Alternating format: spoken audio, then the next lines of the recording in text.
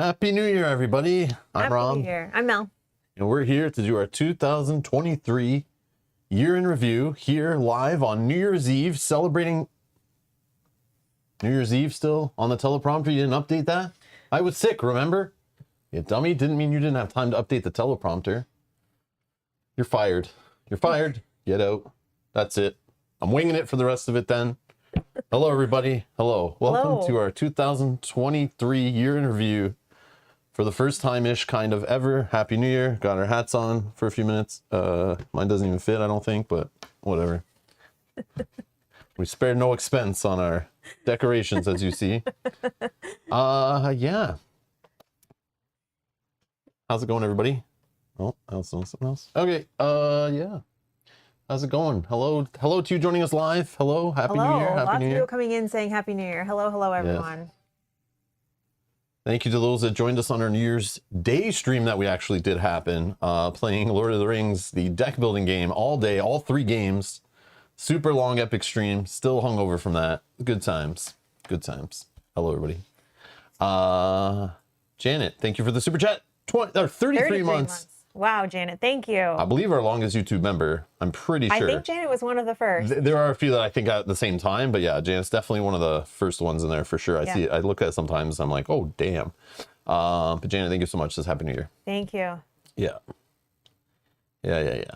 So for those that weren't there on the New Year's Day stream, Happy New Year, of course, because obviously we didn't see you on New Year's Eve, where I would have loved to be streaming with you guys. That'd have been fun, like we've done in past years, but that didn't work out. So here we are on January 3rd. I think it's still okay. Yeah, it's still close okay. enough. Not that much later. We're fine. We're fine. Close enough. We're fine. Oh, Kristen though said that stream was fun. Thank you. That was a lot of fun, that stream. I think we were kind of tired by the end, but it was definitely fun. Yeah. Oh man, we're close to 19,000 subscribers. I know, Holy jeez. 2 away. Oh my goodness. If you're watching right now and you're not subscribed, if you subscribe, you will help us get to 19,000, but we're really trying to get to 20. So yeah, we're gonna need you to tell a friend too, by the way. So you're gonna have to do that too. 2 more, I know, right? Close. Yeah, that's kind of nutty. It's kind of nutty. Clark says, I had a dream last night that I was a muffler. I woke up this morning exhausted. I love jokes like that. Very nice. Clark B, hello from a fellow dad. Appreciate the jokes. Appreciate the jokes. Love it. Lots of people coming in and saying Happy New Year. Hello, Happy everyone. New Year. Hello. Welcome in. So the plan today is to do what we normally do at the end of a year. We usually have a Q&A stream we do around the holidays, get in the mood, get all excited to kick the holidays off. We do like a year-end Q&A / let's talk about what we played, let's talk about what we're excited about, blah, blah, blah. It ends up turning out to be a super long stream. So I had the genius plan of let's separate into 2 streams. Maybe Mel had the plan. I don't know. I'm going to take credit for it. Okay. Jacko, thank you for gifting 5 memberships. Thank you. Thank you for your generosity. Happy New Year.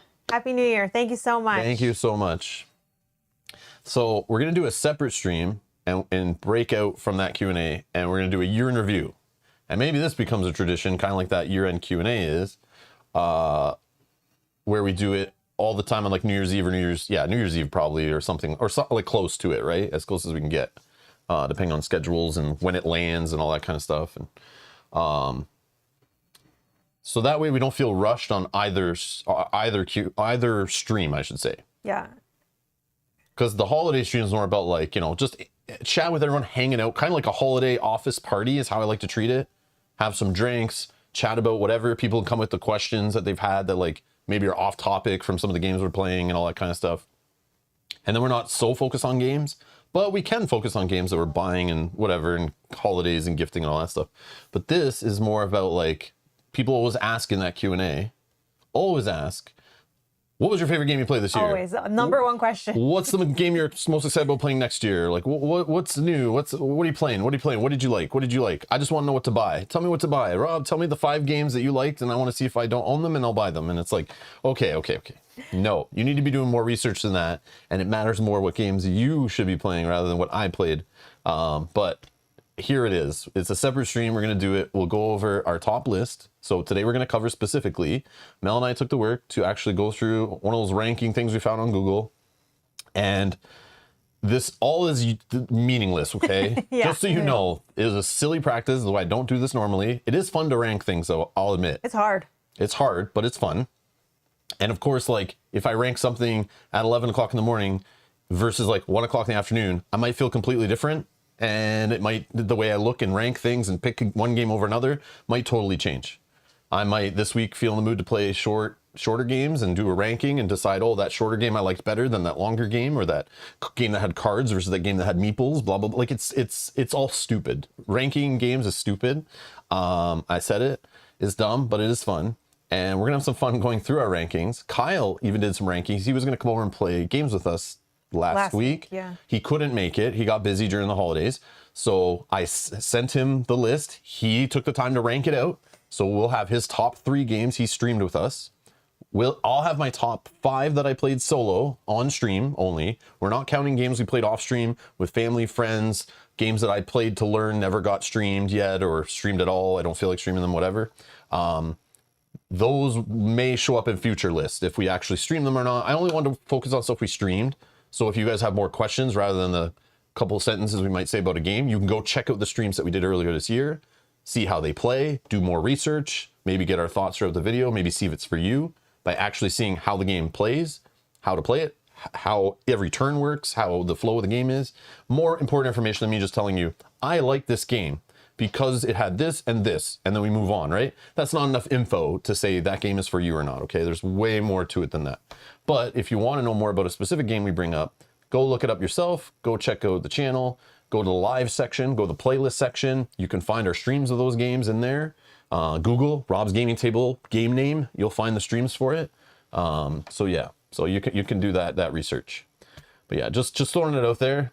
I didn't take this too serious, so please don't see as like, oh man, this game was his favorite game you play this year or whatever. Sometimes I might have had more fun playing one game this year or not, but I don't remember. I'm ranking them in December, and I may have played this game in January, but I remember this game is an awesome game from maybe plays of overtime, and it will beat a game that maybe I had more fun playing in like May, but I don't remember which one was my favorite I played this year specifically. There's lots of weird things that are like, it's hard to do this when you're not like, I don't know. It's kind of like you need to play a game and then like rank it right away when you play it. But then like, But that's hard. as time passes, and some games I'll play more of, doesn't mean I like them more than a game I only played once this year, but it played 15 times last year.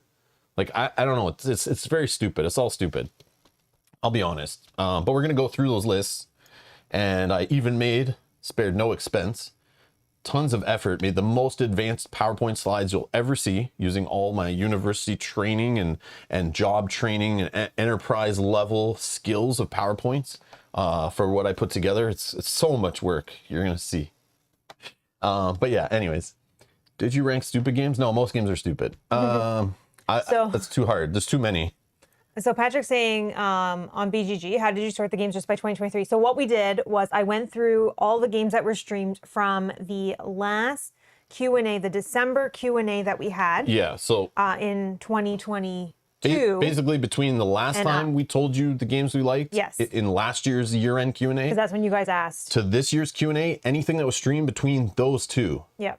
And then But actually, we didn't put Lord of the Rings: The Deck Building Game on. Technically, would have been between, but we started our rankings before that. But then the stream got delayed. Oh yeah. So because that was technically Lord of the Rings: The Deck Building Game will be in next year's rankings, for example. Yes. So between New Year's Eve when we were supposed to stream, anything we streamed before that.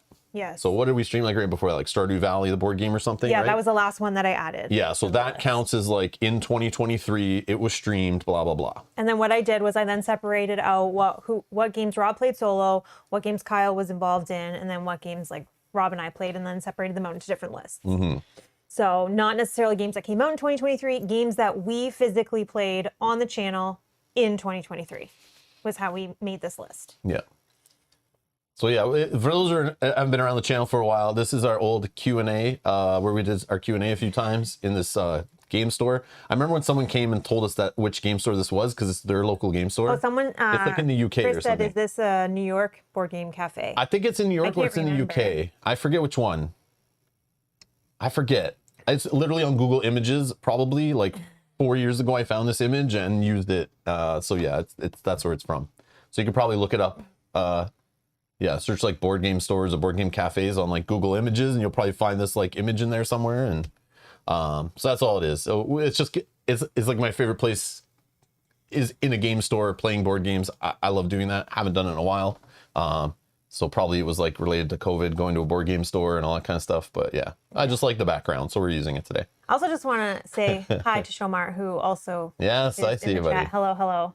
We miss you. I was trying to ignore him. Oh, sorry. I just want to say that we miss him. Happy New Year. But sorry, Shomar. I just want to ask Rob one question that I saw in the chat, which was amazing. I mean, I don't know that he's going to answer amazingly, but the question for Rob, this is from Yogi. Who was your favorite person to play games with in 2023? I feel like Yogi's trying to set up some drama here. I feel like I've walked into a trap. Oh, that just changed. That number just changed. We need one more, everyone. Sorry. I just saw it around the corner of my eye. Bob Chapman's been a member for 15 months here on YouTube. A couple of Scottish New Year words of wisdom for you.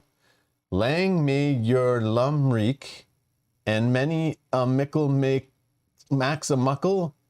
Truly words to live. Stop it, Bob. Stop it. I love it, Bob. I love it. Stop it. I know. See the way I just dodged it? I know. Bob, thanks, you Bob, ruined it. You ruined it. Yep, Bob, thanks for the escape. I appreciate it. Quickly, smoke and mirrors, smoke and mirrors.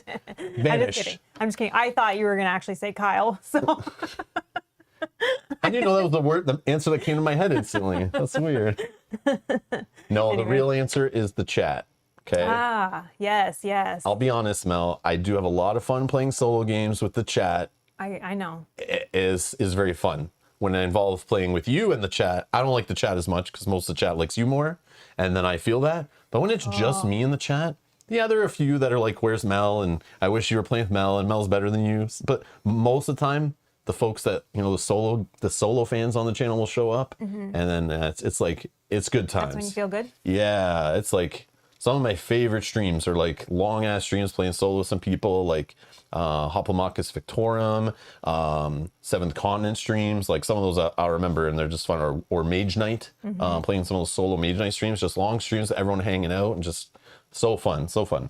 I get it, because the chat brings me back down to this basement. But yeah, so I get it. Yeah. I get it.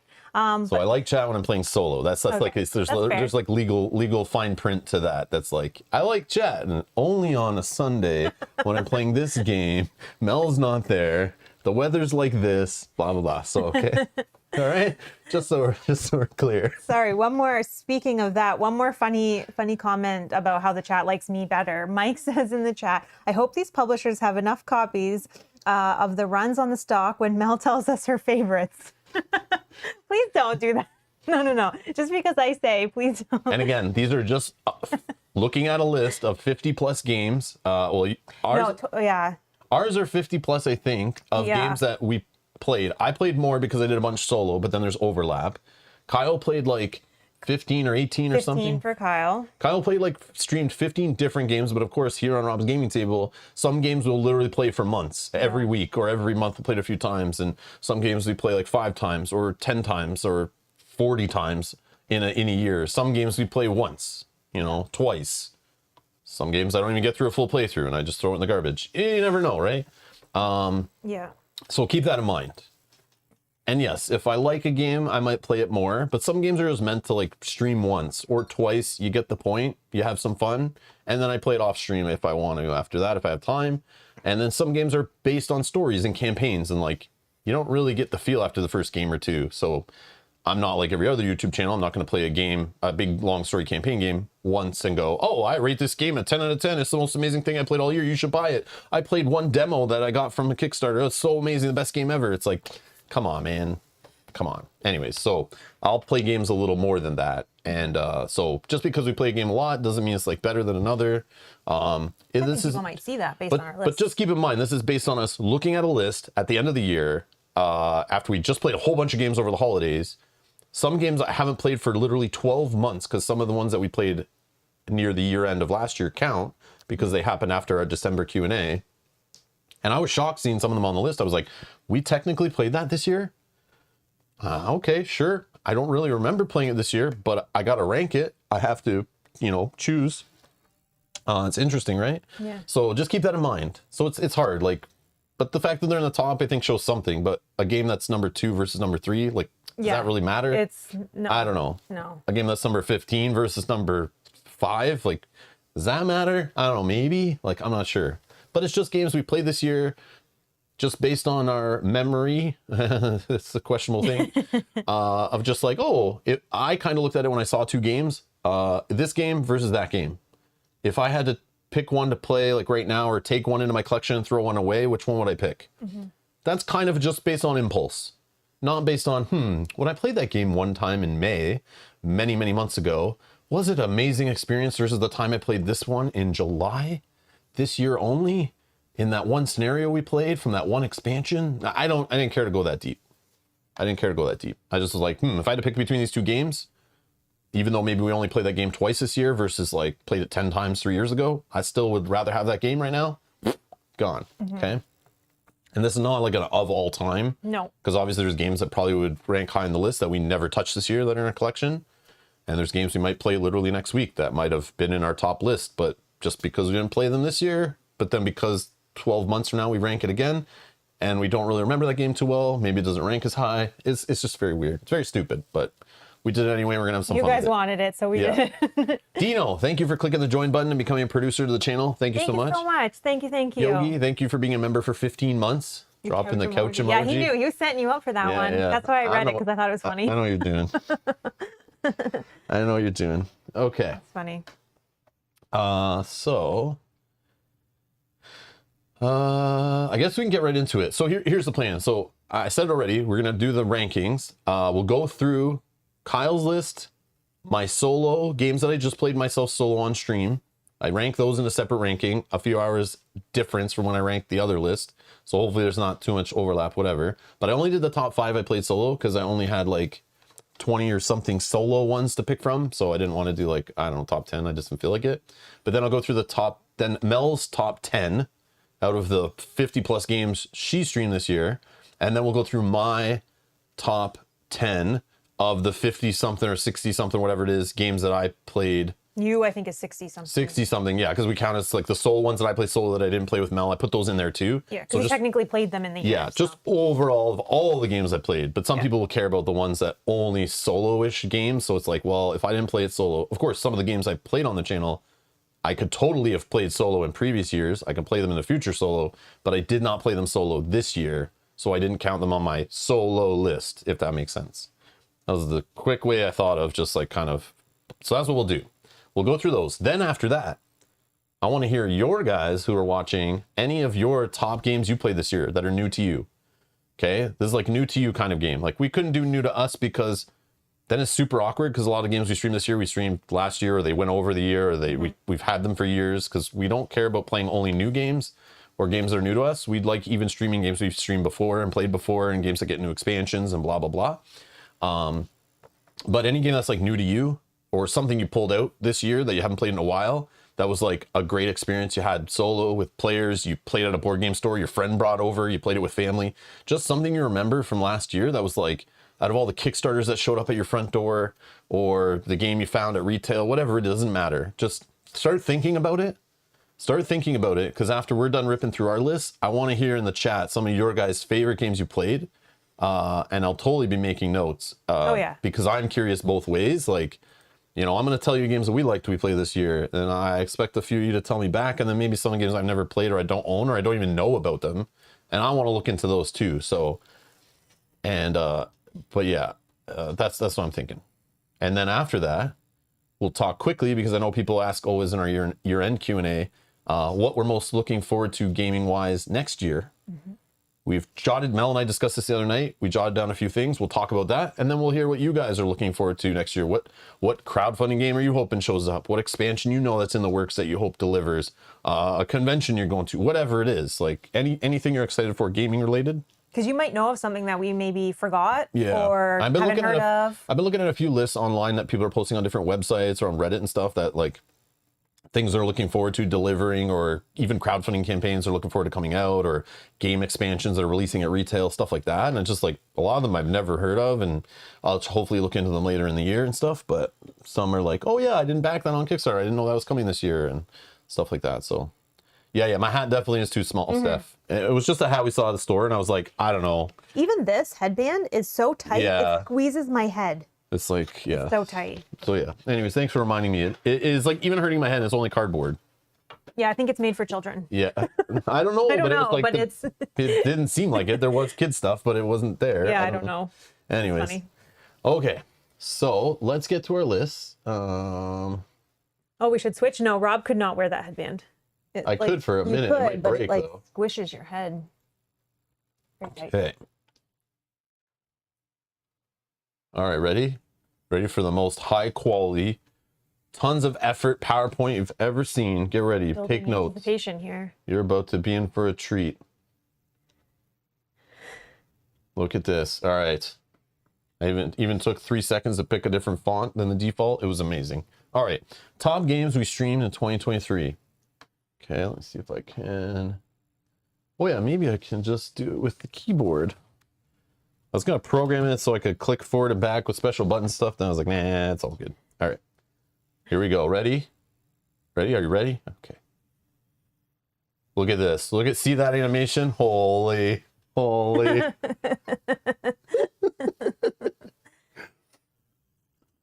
It'd be fun too to say, like, throw some guesses in there if you have like what you think might be on Kyle's top 3 list here. Something maybe you, when you were watching, you realized he was excited for, or... I actually use Google Slides. I refuse to install PowerPoint. I used to work for a Microsoft partner. So it was all Microsoft all day, every day, selling their products, supporting their products. So I'm a huge Google fanboy, which is funny, but it's just Google Slides. So super basic. All right, everyone, it's all a joke. I don't even want to use PowerPoint. I prefer it not to crash in the middle of a stream. So I'll stay away from the Microsoft stuff. But anyways.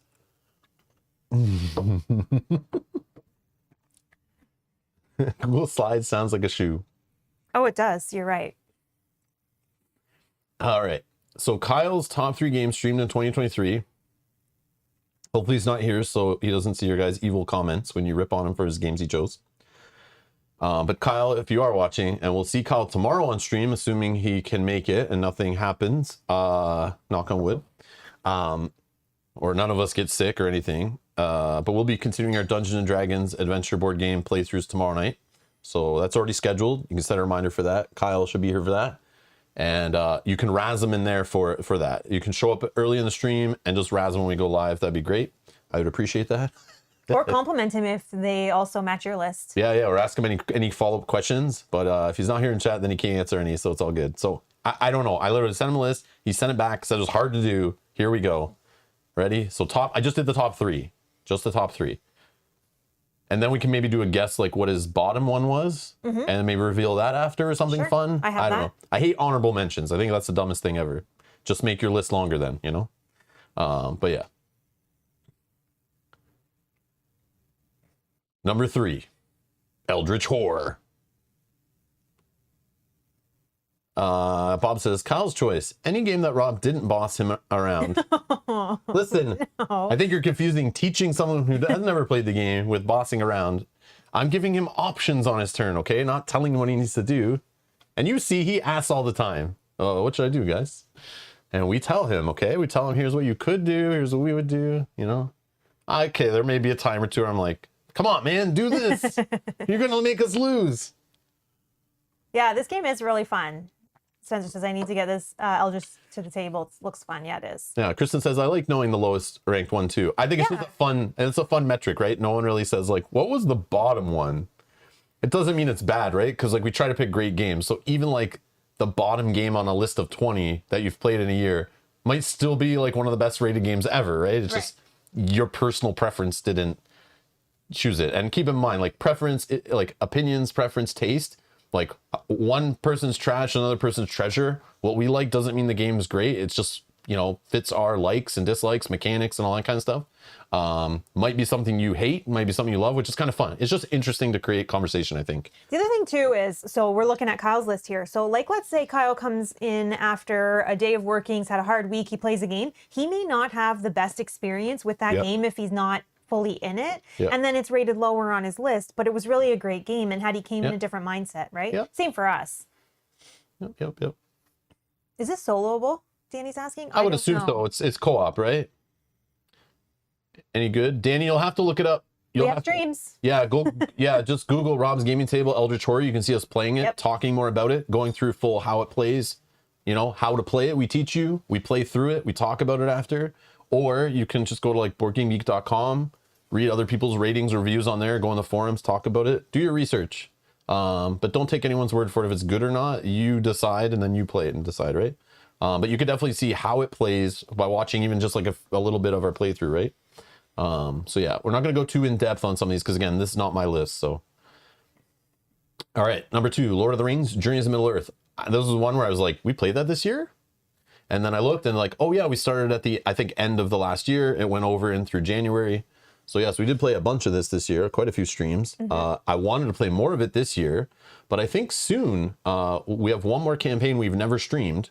Yeah, it's ready, it's painted. Yeah, and I have all the cards ready and stuff. So like, I don't know, soon we should play it, but then we found some other games and like, I'm not in a rush. It's not going anywhere. They're not making new expansions for it or anything. And again, I don't care about playing the new hotness and getting clicks for brand new games and stuff. Like, let's just play fun stuff, have great streams, and this fits right in there. So I'm kind of sad. It's like one of those things I don't really want to play the last one because I feel like it's done, quote unquote. Because like, why would we stream it in the future too much when it's just replaying stuff? Not that we can't, and not that there won't be fan-made content and stuff, but it's just like, there's so many other games to play, right? And then Kyle's number 1, Heat. Pedal to the metal. Bob guessed it right. Bob did guess Heat. I was going to say we should guess, but I did say that. That's why there's some names in there, Sorry, like what people were guessing. Yeah. Because I think that's kind of fun. Especially as you start to see the list dwindle down, it's easier probably to pick a number 1. So this tells me a couple things. I was kind of shocked to see this was number 1. I knew he liked it. I could tell he liked it. I just didn't know it would be number 1. I thought Lord of the Rings, Journeys of Middle Earth would be number 1. Once I remembered that was actually played that year. Yeah. Because I know he really likes that game. The other thing I thought was funny was the game we're playing right now, Dungeons and Dragons adventure board game. I scheduled a stream for tomorrow and I'm thinking like, wait, that technically was in the rankings, right? Yeah.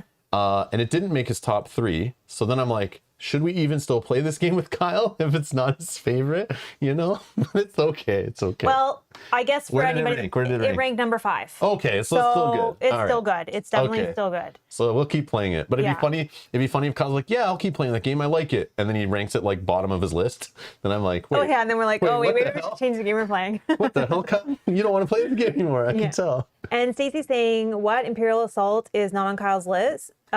We did not play that in 2023. We played that in 2022, so it wasn't part of the ranking. Yeah, that would have been last year's list. Yeah, but it probably would have been high. I think he enjoyed that, yeah. Which could be something we play this coming year. You never know, right?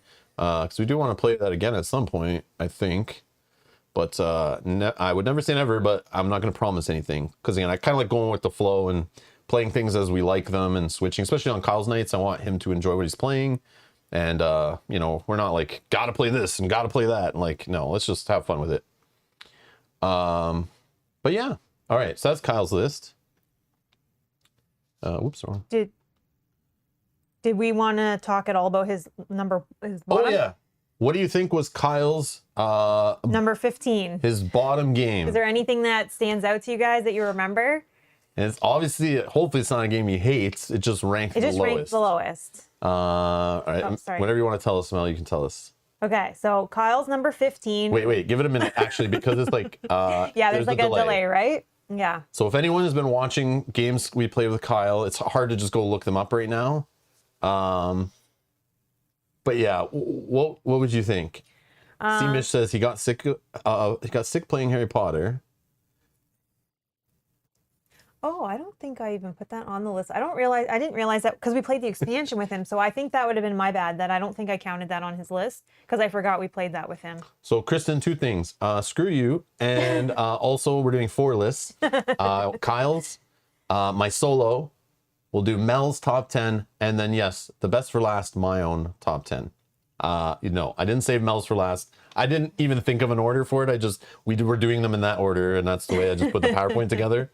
No, but I think it works. I can skip mine and then make Mel's last by just going like backwards in the PowerPoint. No, it's fine. It's fine. Because then I get think of that. If there's any crossover, I don't know if there is, but if there's any crossover, then I can talk about it before Rob does.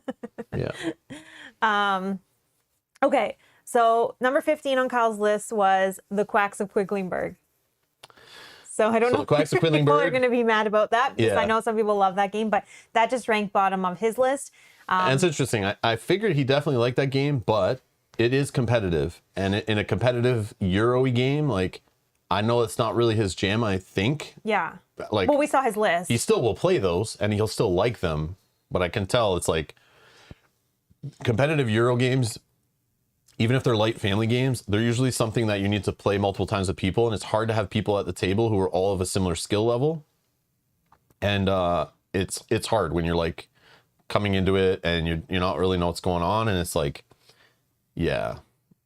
So it's like we only play with Kyle once a week, so it's like he doesn't get to play some of these games like a few times like Mel and I do or whatever beforehand. So it's hard to play the competitive ones that way. I like playing co-ops with them so we can like help them out, learn it.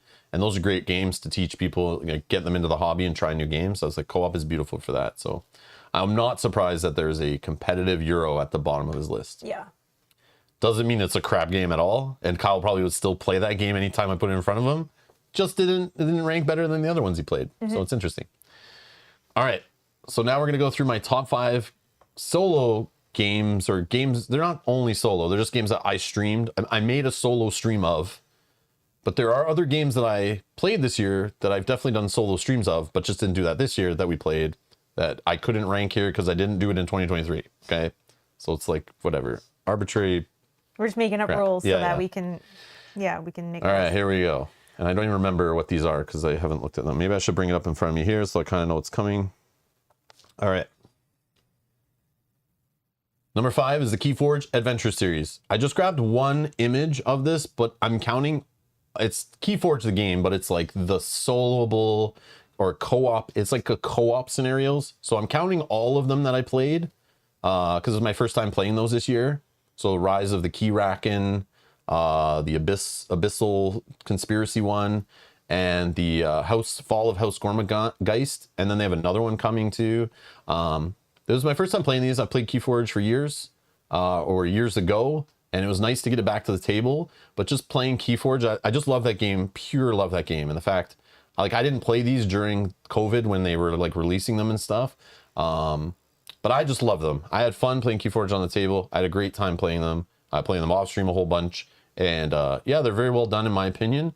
But don't go buy this if you don't have a Keyforge deck or two lying around. But buying a Keyforge deck is pretty cheap, and buying one of these is pretty cheap. They're a fun little experience, but learning the whole lifestyle game Keyforge, these are really designed to be like, if you don't have friends to play with or you want to test out a deck, or, you know, you're sick at home and you can't go to the tournament this week, this is a way to play Keyforge in a different mode. But I was surprised by them. They were more fun than I thought they would be. So yeah, that was my number 5 that I played solo on stream. Number 4, something I played a whole campaign of. It surprised me. Janet and whoever else recommended this one. I guess Janet has stock in Garfield games, so she always recommends these games, even though to me they all blend together, and I kind of just don't really look at these games anymore from Renegade / Garfield games anymore, because they start to all just seem like the same game, and just another Euro to play, whatever. But this one was a solo only. You can only play a solo, and it's like a whole campaign. A resettable little legacy kind of campaign, which surprised me. It was cheap. I bought it on a whim thanks to recommendations in the chat. I tried it off stream. I was like, yeah, I'll play this. Maybe I didn't even try it off stream. Maybe I was just like, read the rules and was like, yeah, let's do this. But yeah, Janet, I see you. But yeah, it's just funny you're recommending these kind of games recently. Another Garfield game, the South Tigris or whatever series. This reminds me of that. But yeah, I had fun streaming this. It was a fun experience. I had fun playing through the whole thing on stream. Spoilers, maybe only watch the first one if you want to see more of what the hell this game is. It's just a fun little resource management kind of action efficiency Euro.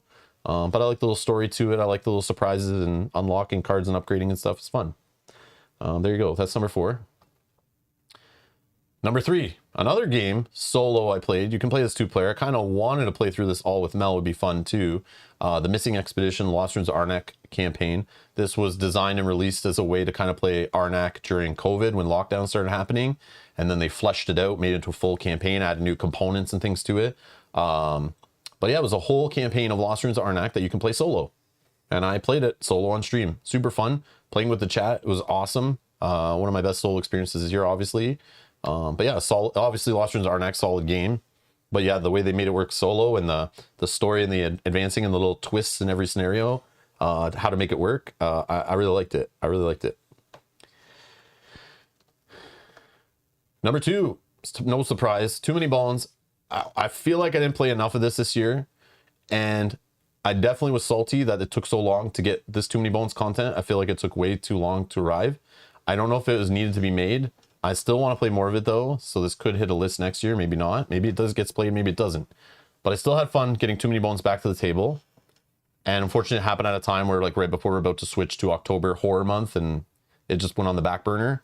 So hopefully I get to play more of it. It's in the back of my head all the time of, like, maybe once Mel goes back to work, maybe I'll get some solo streams going again or something, or maybe even some co-op streams. I didn't get to play this with him at all this year. I feel nostalgic about Too Many Bones. I need to play some more of it again, especially before the reskin, the Elder Scrolls reskin game comes out from Chip Theory, because then, like, nobody will care about Too Many Bones, because then they'll be like, oh, this is the new version. Who cares about the old game? Even though they are different games, but they're still built off the same mechanics and stuff, right? Mm-hmm. And that game may maybe make me forget about the hundreds and hundreds of dollars I spent on this game. But yeah, Too Many Bones. Always love playing it solo. Love playing it with chat solo. And yeah, it's my number 2. Even though a few times when this game came up and was prompting me to, like, rank it against other games, it's, like, hard because it's one of my favorite games of all time. So I think that's why I bubbled up so high. Even though maybe in 2023 I thought about it after I finished the list, I looked at it and was like, this was number 2, really? I definitely had some fun playing some other games solo, maybe higher, but overall, it just, when you see a game of Too Many Bones, in my opinion, one of my favorite games, come up against any other game, and I could only pick one, I'm gonna pick this one. Like, but yeah, it's weird. It's hard. I don't know. It's very hard. But yeah, so Too Many Bones, Unbreakable specifically. And my number 1, Final Girl. Okay, we played a bunch of, I think season 2 came out earlier in the year, like February or something. I got my copies. We played through a whole bunch. I think that was this year. And then in October, during a horror month, I grabbed one of the little campaigns. We played through the whole campaign for Hans the Butcher on stream. It was so fun. Then on the holidays, technically it wasn't me streaming it solo, but it was Mel. But also seeing the holiday one, which I still want to play. Okay, you haven't even played it yet. I haven't even played it. I played it. I played it. I saw it and kind of taught you it. So, like, I feel like I played it a little bit. Yeah. You were involved. But anyways, there was some good Final Girl quality stuff hitting the table this year. And then I'm like kind of looking forward. I'm not going to mention it later, but just seeing it reminds me that, like, we backed the new stuff, which has more themes and IPs in it, with the third wave that I'm more interested in. So I kind of can't wait to see what they do with that stuff. So more Final Girl coming to the channel. Yeah, it was, like, I think the best solo experiences I had this year were Final Girl. At least that's how the rankings worked out. Okay, I see some people mention Hadrian's Wall. I did have fun with that one, but sometimes when Hadrian's Wall came up and I'm picking against, like, you see, okay, I might have had more fun maybe playing Hadrian's Wall solo this year, to be honest. It just was so long ago, versus Too Many Bones, which, again, I can't remember that well either because my memory's horrible. But when I see both those games come up in a ranking and I played them both solo this year, Too Many Bones is going to win it every year. And if I'm going to only take one to an island or remove one from the collection, like, Too Many Bones is going to win always. But don't get me wrong, just because it wasn't in my top 5 doesn't mean it wasn't awesome. Like, every single game I played solo this year, like, I don't think many of them were bad, or I had a bad experience, or I hate, or anything like that. So the fact that I only picked 5 of them is, like, it's so annoying, because then, like, so many games don't get mentioned, and people are like, oh, if it wasn't in your top 5, it must have been trash, and I shouldn't buy it, and I shouldn't look at it. Again, what I like could be what you hate. So just, this is just for fun, right? Yeah. So keep that in mind for those who weren't here at the beginning. But yeah, Final Girl, I don't know. It came to the top. Came to the top. Jacko says my number 1 also for solo. Oh, nice. That's awesome. And Edward guessed this one. Edward guessed this was your number one solo. Oh, okay. Good job, Edward. Bob Bell says Legacy U is one I purchased because I liked what I saw in your gameplay. Yeah, it's a solid little game. Like, definitely value if you play through the whole thing solo. Like, man, it's like a reasonably priced game, quality stuff, not too long on the table. Like, yeah, it's like just a quality little game. Like, for what they did, like, yeah, it's good stuff. I don't know. It's good stuff. And then you can pull it out in like a year, replay it, make some different choices, see some different cards unlock, and like, you know, and not remember what's coming. It's kind of neat. What was the one? Rob hasn't played it. What did I play? Steph saying Rob hasn't played it? Question mark blasphemy. Which one? Sorry, Steph. Oh, maybe Addie's asking. Anyone play Black Rose Wars? I'm not sure. No, I don't think we have, Addie. We have not. Oh, maybe he's talking to chat. Yeah. But yeah, of all the solo games I played this year, this was the one that just made it to the top of the list. That was just, yeah, fun. But I guess we could say the one that was at the bottom. Hold on. I can find out. Maybe. Hold on, if I'm on the right page. No. Oh yeah, let's see. Hadrian's Wall actually would have been in my top 10. I'll say that. Oh. Hadrian's Wall was in my top 10. But I just wanted to list it because I thought it was a smaller list of games to pull from. So it's like, I like to kind of shrink the list relative to how long the full list is. Brett, thank you for the $5 super chat. Thank you. Here's a theme for you. Thank you, Brett.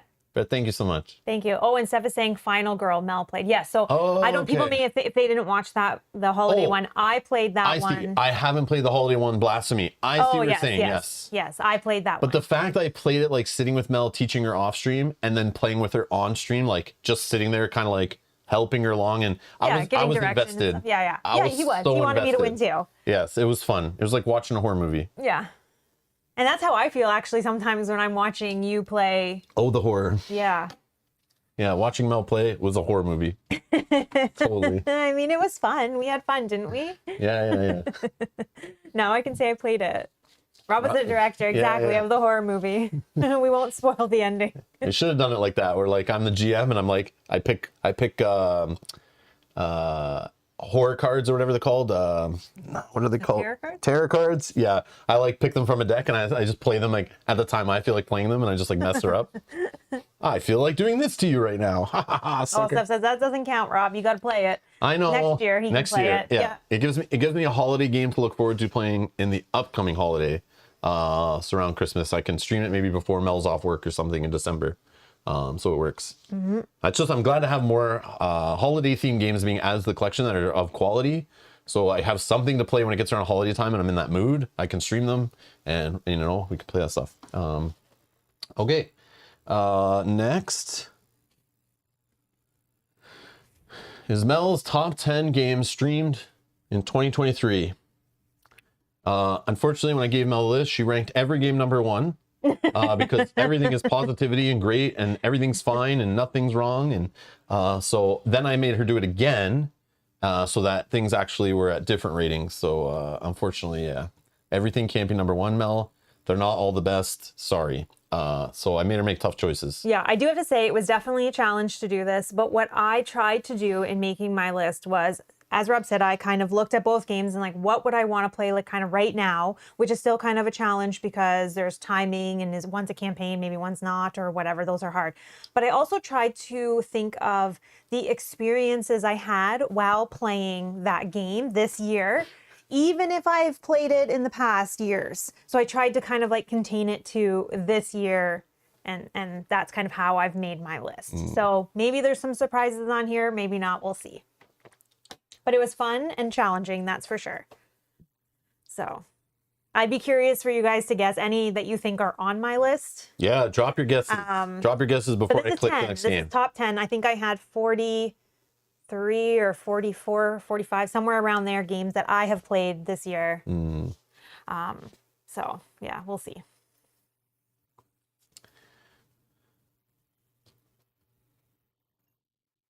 All right, here we go. Yeah.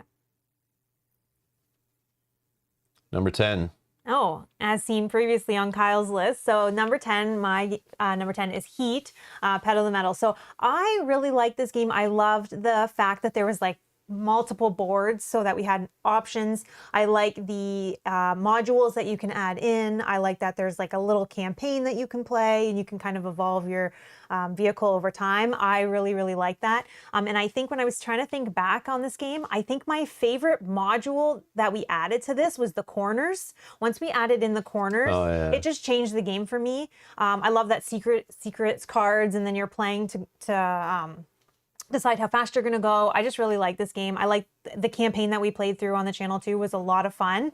So yeah, this was my number 10. I thought it was a great game for what it was. And I was really excited for this game when I actually saw it announced. And it definitely lived up to what I thought it was going to be. So definitely loved it.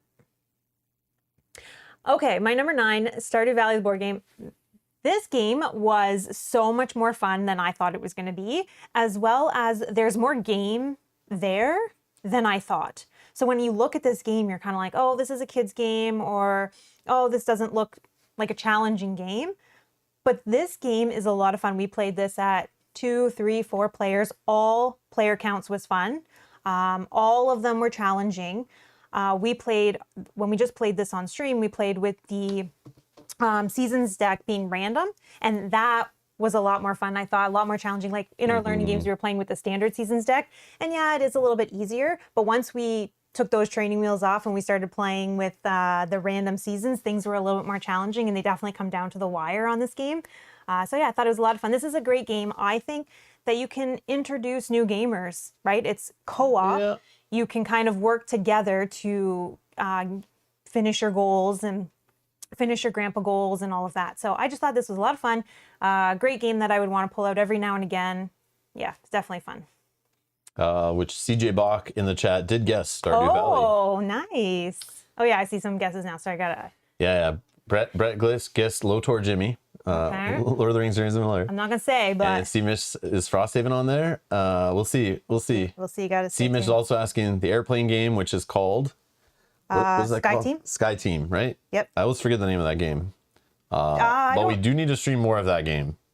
I don't know where that went. We do need to still stream more of that game. That is a game that's on my list still of we need to go back to, play with some expansions in there, have some fun with it. Yeah, that was fun to stream for sure. It's just other games are kind of like, we want to stream more right now, but that was definitely a game it's on my radar to like replay and play on stream again. Just I don't know when, but it's still in the pile. Okay, my number 8 is Earthborn Rangers. Now, this game is very interesting. I like the fact that it's an LCG, or not really an LCG. What do you call it? It is an LCG, yes. But they can't call it an LCG because it's copyrighted by Faceplay Games. It is. But it is a long campaign LCG, which I find so interesting. I love that we have the missions that we're doing, but we can kind of explore and do whatever we want. We can sandbox is like more. Yeah, sandboxing. Like we can decide to go help these people or not, and we can go and do this or not.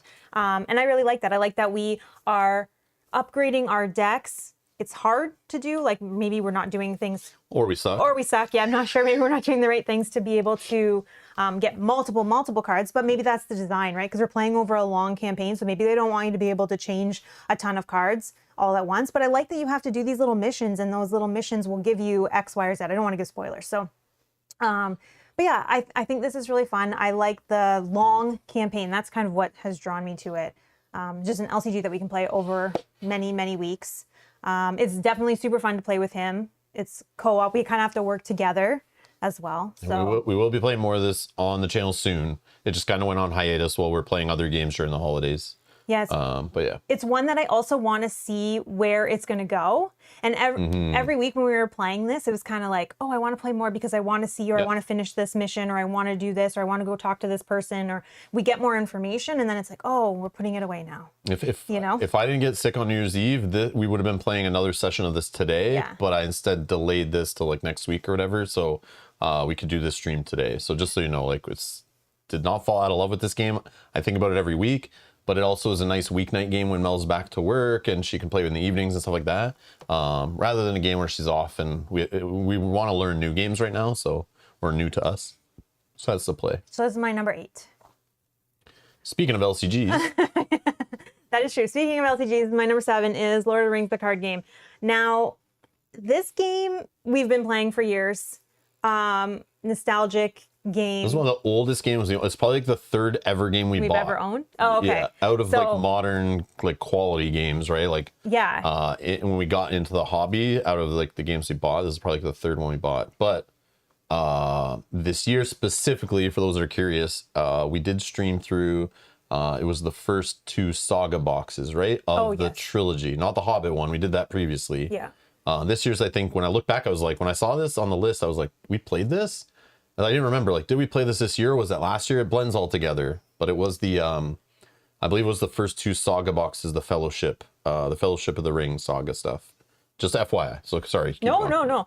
One thing I really like about this game is this game is challenging, I find. Yeah, we played on like a lower difficulty even. Yeah, and it's still challenging. Yeah. I find that if you don't do things correctly, you will probably lose, which is fun, and I enjoy that kind of thing in a game. So I feel like you have to make decisions. You have to work together to make sure that we're helping each other, we're picking up each other's weaknesses so that we can win in the end.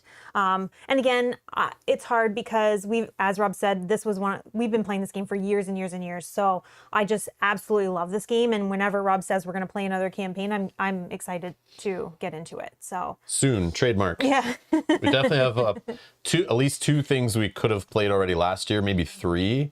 I still want to go back, play that one campaign we never finished. But use new cards, like expand our card pool for it.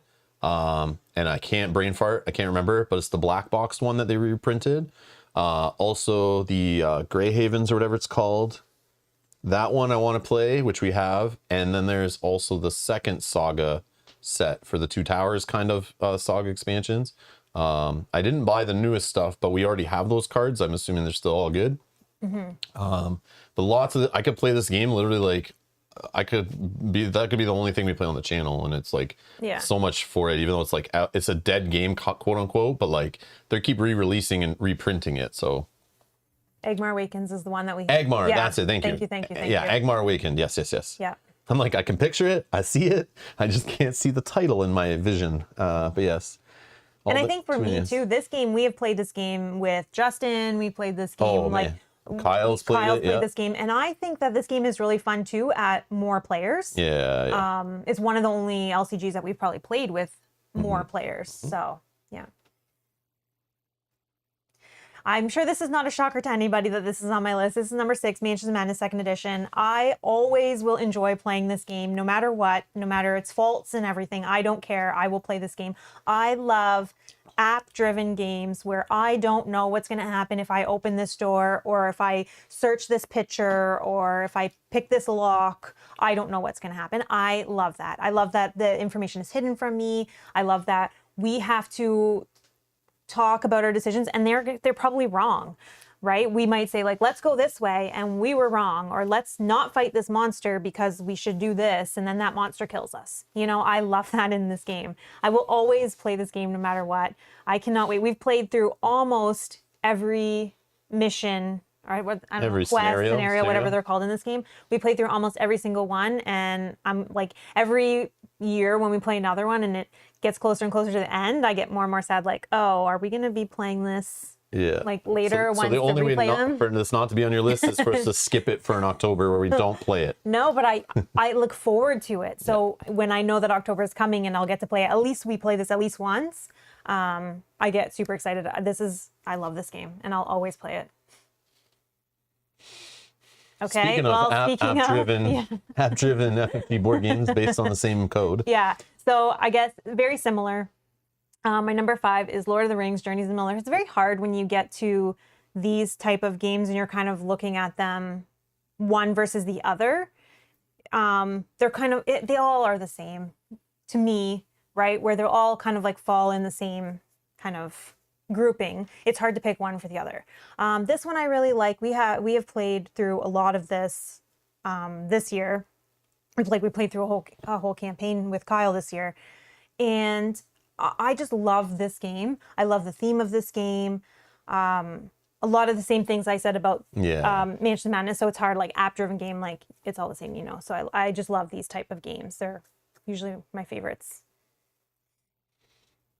Okay, number 4, Arkham Horror, the card game. I think a couple people were saying that this would be on my list, and it is.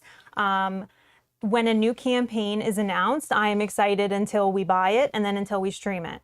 I'm super excited. Yogi builds decks for us, and I'm like looking at the deck. I will always offer, like, if Rob's kind of like not hesitant, but he's kind of like, okay, whatever. I'll be like, I'll build the decks for us. I'll search through the cards. I'll do it. I love this game. I get super excited for it.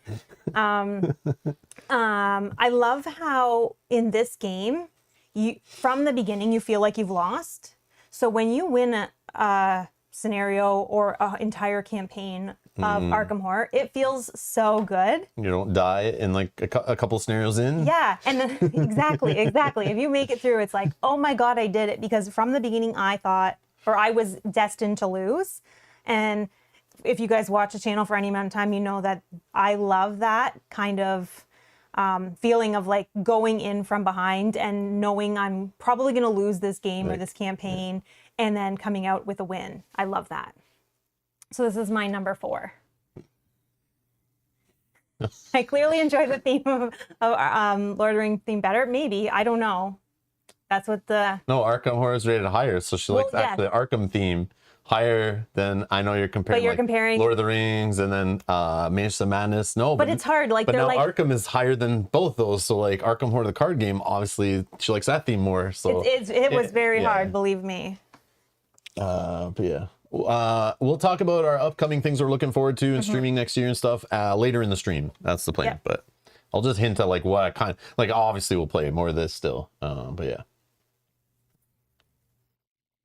All right, my number 3 is Harry Potter Hogwarts Battle. I have to say, I enjoyed this way more than I thought. The newest hotness. The newest, yeah. This is the newest game on her list. Just came out. So hot. I loved this game when we played it. Like, I had a blast. I was so excited. I could not wait until we were streaming the next one. As I said, this game, I definitely didn't have high expectations going in. I kind of, low expectations on a deck builder, but it blew me away. It was so fun. I really enjoyed this game. I know that a lot of you in the chat when we were playing this game said this is one of your first deck builders that you played. Some people were saying like that they love the theme of this, or they were able to introduce people into board gaming because of this. That is great. Yeah. That is amazing. But I had a blast playing this. And sometimes I think like, should we go through and play it again? Like, I really enjoyed it. I don't know if I'd have as good of a time playing through it again, but we played through blind as well. So we didn't know any of the villains that were going to come out. We would shuffle them up random. Once we opened the boxes. So, I mean, we got crushed in a couple because we didn't know what we were running into, but I just had such a blast playing that through this year. So this is my number 3. A couple people say they knew it. Okay, my number 2 is Descent: Legends of the Dark, specifically Betrayer's War expansion that we've been playing. Now, with all of the streaming hassles aside, the epicness of this game blows me away. The miniatures are amazing. Painting them is a dream for me. I love when we get a new box and I can paint up these minis because they're amazing. I love to see the epic scenarios on the board, and as they evolve, it's just like FFG blew me away with the very first one. Second one, even bigger, even more dramatic and epic scenarios.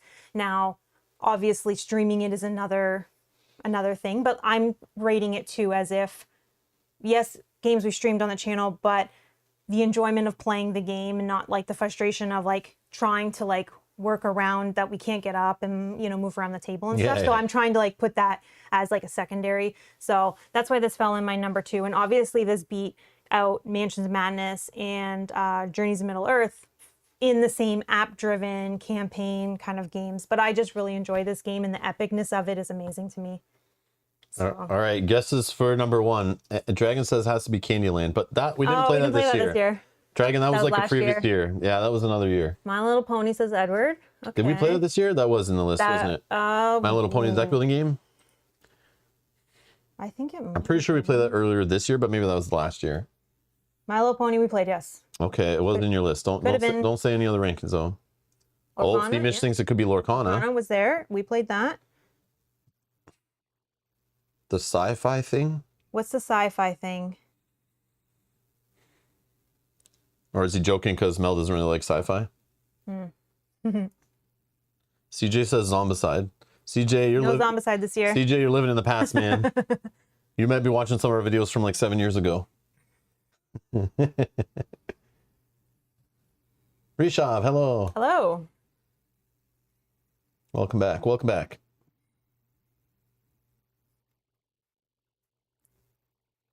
Marvel Dice Throne. Bob's sticking Marvel Dice Throne. No, okay, so Clark saying Scream, question mark. It's only games we actually played on stream. We're not counting anything we played off stream at family members' houses, holiday gatherings, played off stream to learn but never streamed yet. Games we even played yesterday that we haven't streamed yet. Like those, anything, or even in the end of the year, we played some games that we haven't streamed yet. None of those count. No. Only games we actually streamed, so that way you guys can see them. Go find those streams to find more information, see how the game's played, learn how it's played, get some more thoughts on it, and you can make your own decisions whether it's for your collection or it's not, or you want more info on it, or you can look it up on BGG or whatever. Yeah, I didn't want to mention games that like you then, if you want to know more, you got to look up other stuff. You can't go see like our expanded thoughts or see how it actually plays on our table and how we actually thought about it when we played it. And some of those games will show up next year. They'll be on next year's list, maybe. All right, here we go. Number one, are we ready? Someone has guessed it correctly. Oh, I don't even know what it is. I forget. I made the PowerPoint. I don't even remember. You'll know when you see it. Again, it took me years to make this PowerPoint. It was so epic. Some of you were correct. Doug was right. Lindsay was right. Frosthaven. Who else? Jost was right.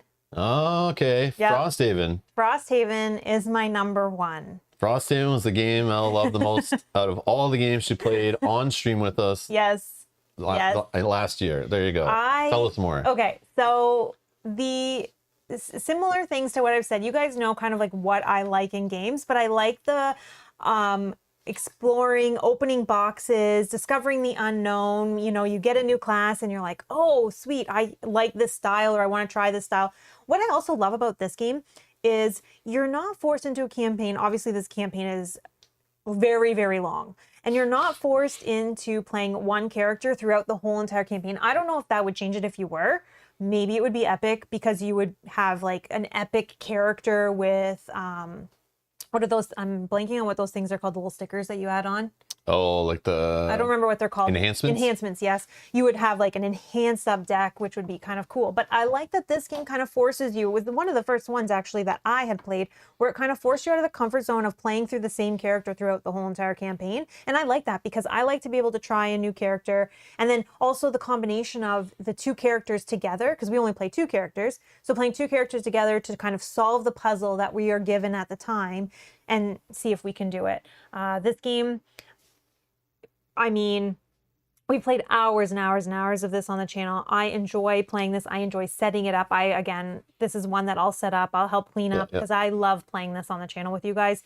So Frosthaven is number one. I'm sure it's not really a shocker now that you see it, that this is my number one. And also, this says something. She has to actually play this game every time we play it, and might still get back to it in the future. Stay tuned. But she actually has to play it every single time for hours on stream, putting up with my love and hate relationship, bitching and complaining. I didn't take that into account. And getting frustrated or having fun, whatever it is, my ups and downs, emotional roller coaster playing this game. One of my favorites, of course. Like, I love the Haven games. Yep. But I also love to hate them because I want more out of them. I expect more, especially from a second one. But she has to put up with me every time, and it still made her number one. Yep. So that goes to show you. Imagine she got to play with somebody who also was having a fun time all the time playing it. It's funny too because even Seemich says Rob loves the outpo face. He hates it, but I will. But Mel takes care of it. I will take care of it because I enjoy it. Mind you, let's not talk about the puzzle book and all of that. But I don't know if I'll love that. But I'll take care of doing all that stuff. I'll take care of like even setting it up and whatever. And then Rob can come down and he can just double check that I've done it correctly. Because I really enjoy playing this game. I love it. The progression of your character, all of that, adding new cards, like when you're able to add new cards and then it's like, oh, now I just want to play again because now I want to try these new cards in my deck I just added them to. So yeah, Frosthaven is my number one. Good guess to some of you. And then, sorry, no, you're good, you're good. Yep. I don't know if anybody wants to, where's mine? Wants to try to guess what they think my your bottom game? bottom game is. I don't think it'll be a shock when I say it. Wow, it even went lower than the other game above it. Which we're not going to mention because I think that other one's mine.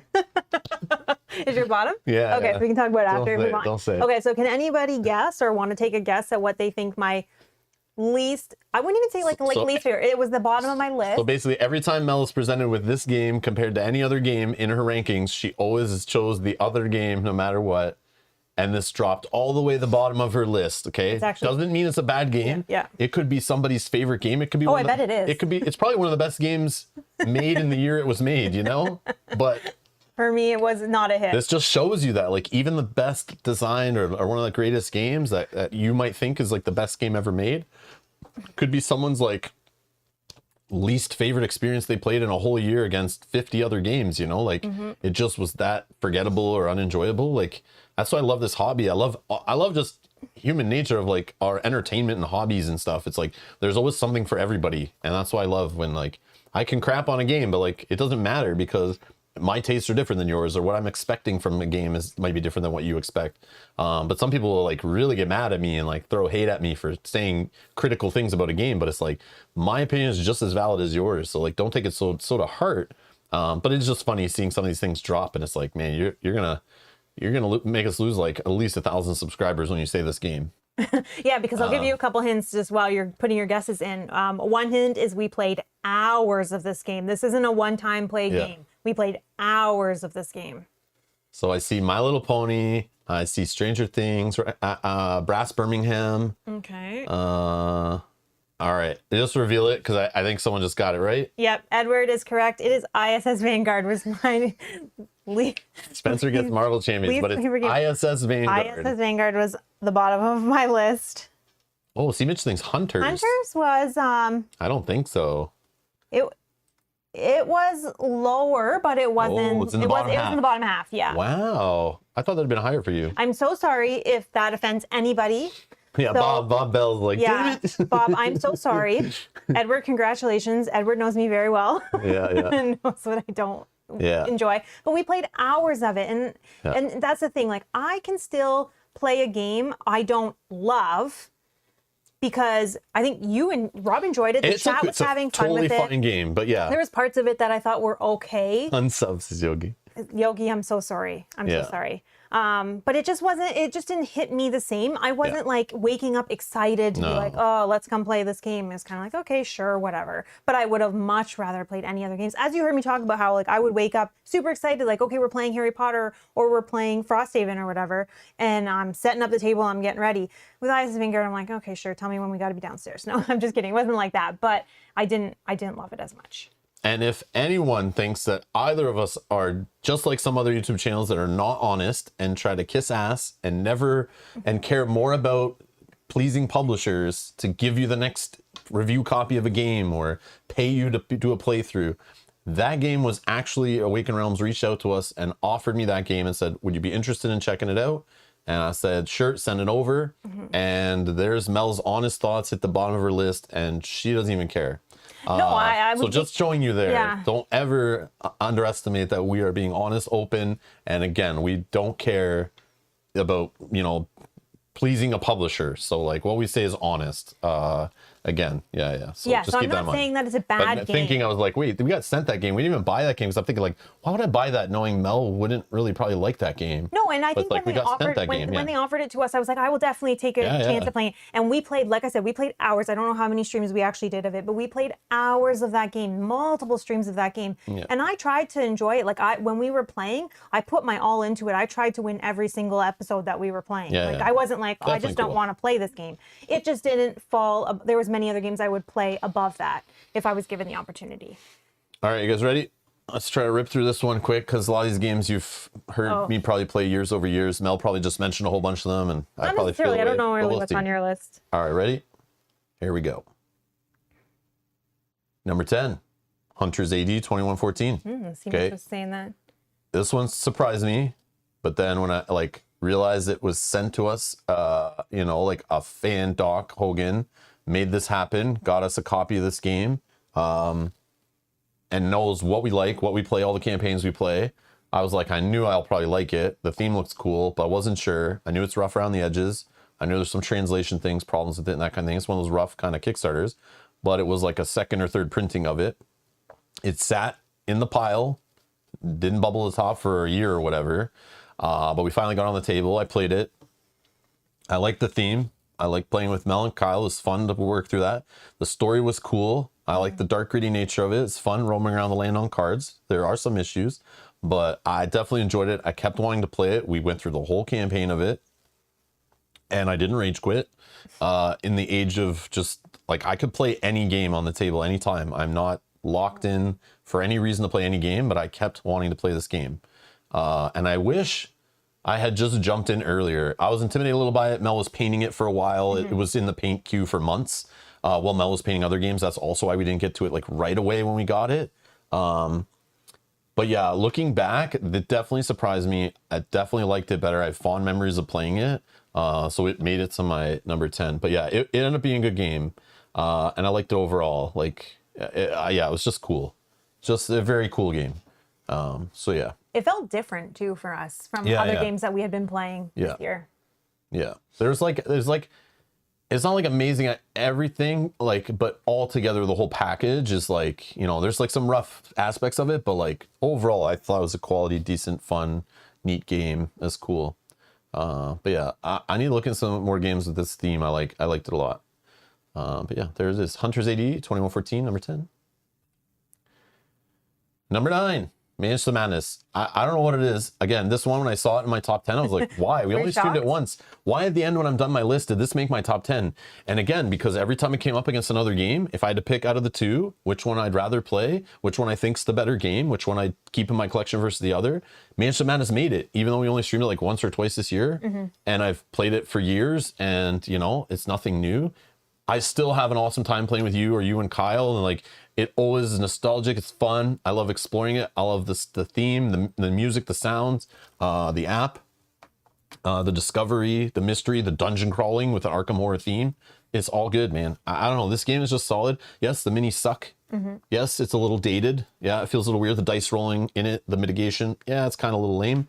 But overall, it's just a fun game to play. And like, if this wasn't so cool, we wouldn't have Journeys of Middle-earth, we wouldn't have Descent, Legend of the Dark, which are some of my favorite games, and I'm just happy it exists, and I'm happy people liked it, that it didn't get killed, and we still can see some cool app-driven games because they're one of my favorite kind of games, and I'm glad they make them, and I'm glad it's FFG puts them together, and yeah, it's good stuff. I don't know, Manage the Madness 2nd Edition, can't say much more about it. We've played a ton of it on the channel. Go check out the playlist section if you want to see us playing it over the years. But yeah, good times. Number 8. What the hell? So even though, again, Mel mentioned it a bit, and I try to stay quiet the whole time, even though it is a bitch to stream the new expansion of this game, they've gone bigger and crazier with it, which in general, as a fan of this game, I was like, yes, boys, get it going crazy, make it nuts, make bigger minis, make the levels get super crazy, surprise me in the app, make the story go nutty or whatever, but trying to get it on stream and our setup, that's what frustrated me the whole time. I tried to take that out of it. I did. Yeah, when 100% I did. When I saw this come up, I said if I had to pick between playing, and again, it's the new expansion I'm trying to keep in mind. I just use the box art and the title for the game in general because it still is the base game. The new thing, even though it's like the same size, it's not its own game. It's like just an expansion for it. So keep that in mind. I am referencing just the expansion-ish, but it is more of the same technically. But I still looked at it like, I still love the game. I still want to play more of it. I just need to figure out the streaming of it if we're going to stream it on the table. But I still will play that whole campaign. I still want to play it so bad. Even Dustin in the chat showing me pictures of how big and crazy it gets in the future scared me from playing it on stream, but made me want to play it so bad off stream. I might just finish it off stream and just enjoy it and not stress, so we can get up, walk around the table. I mean, we do have wireless mics. I could try to figure a streaming setup, but to do a whole streaming different setup in a different room and everything just for one game is kind of frustrating to me, and it's a lot of work.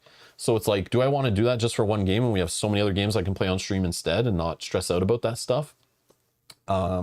So I don't know. I'm trying to work in solutions, but I still love the game. I still want to play more of it. I'm upset that we're not playing it right now because of the streaming issues. Like, I love playing that with people on stream and stuff too, like in the chat going along with us, Kyle playing along with us. I love it, but it was too long to play with Kyle. Sucked. Also getting it back to the table and jumping in the second campaign, they weren't really nice to a player who hasn't played it in 2 years. Even though you can continue right with your previous save file, there was no hand holding, so it's like, was trying to figure out things and it was still pretty hard. But other than that, I still love the experience of flipping the cards, managing your what are this called? Not stress. The tokens you put on the cards and you flip and like your starts with an F. Oh, I forget. I'm brain farting so bad. But anyways, but I like fatigue. I like managing the cards, and then the whole discovery of a dungeon crawler, just like Mage of Madness. I don't know what's around the corner. I don't know what they're going to throw at us. I don't know what enemies are behind that room. I don't know what's down that well. I have no idea. I can't look ahead in a book. I can't get spoiled in a, flipping in a little secret storybook or whatever. I can't get spoiled like in a Gloomhaven scenario I'm setting up, and see all the enemies in a list. I don't have any idea what they're going to do to me in this scenario, and I love that. I love the way the game master is like hidden in software, and they can do whatever they want, which I like. And you don't even know when it's going to end. Yep. I love that. Yep. So there it is, Descent. Even made my top 10, even though the frustrating trying to get it on stream and get back into it was annoying. Still, I love this game, and I want to play more of it, and I hope they keep going with it. But who knows? Hopefully it keeps selling well. I don't know. We'll see. But yeah. So number 7 is one I mentioned on my solo list already. I made in my top 10 was playing these Keyforge adventures. I won't mention much more, but it was awesome to get Keyforge back to the table. It was fun to play it in a solo mode. And yeah, it's just a nice way to play Keyforge. I think they did a good job with these things. It was fun playing through that Haunted Mansion one. Yeah, I don't know. Nothing else I'll say there, but I just liked it enough. It made it up there. There you go. Final Girl, of course, is the problem. My list is like the games that I played. This is my top 10 I played out of all the games I played, not just the ones I only played with Mel, but technically I played this one with Mel, sort of. Yeah. But Final Girl did make it up when I compared it against all the games I played. Still was number 6, but I don't need to say much more about it. I already talked about this one in my previous list. But there you go. Number 5, this is crazy. All these games are like literally like, I've been on lists for years on the channel, I would say. They're always in our top games. I love these games. They keep coming out with new content. We keep playing them year after year. They've stopped making content for the game. Still doesn't change it. All the things Mel was saying, all the things I was saying about app-driven Descent, it's all here, but has the Lord of the Rings IP on it. Yeah. Do I wish they just kept continuing this instead of making Legend of the Dark? Maybe. I do love the Lord of the Rings IP more, which may be why this ranked higher. I do love this game, but yeah, I don't know. They're all quality, obviously, and they're some of my favorite games. But yeah, there you go. And there it is, Frosthaven. My number 4. Even my frustrations with the new stuff they added, even though it's really just Gloomhaven like 1.2 or 1.5, I expected way more for how long they took to make this game. They were literally working on this game pretty much after they finished the last game, and it took them years and years to make, and then they delayed it years and years, and I don't know, excuse. And what ended up coming out, they just basically added in a bunch of fluff that maybe I don't think should be in the game, and they ruined a few of the things in it. But like Mel was saying, every time we schedule a stream and get it on the table and I come and sit down to play it, I'm always looking forward to playing the damn base mechanics of this game, the Euro puzzle of a dungeon crawler, hand management, deciding what to use, what to save, worried about your endurance, new discovery, the story that's just like long enough, you're reading, and the fun little silliness in it.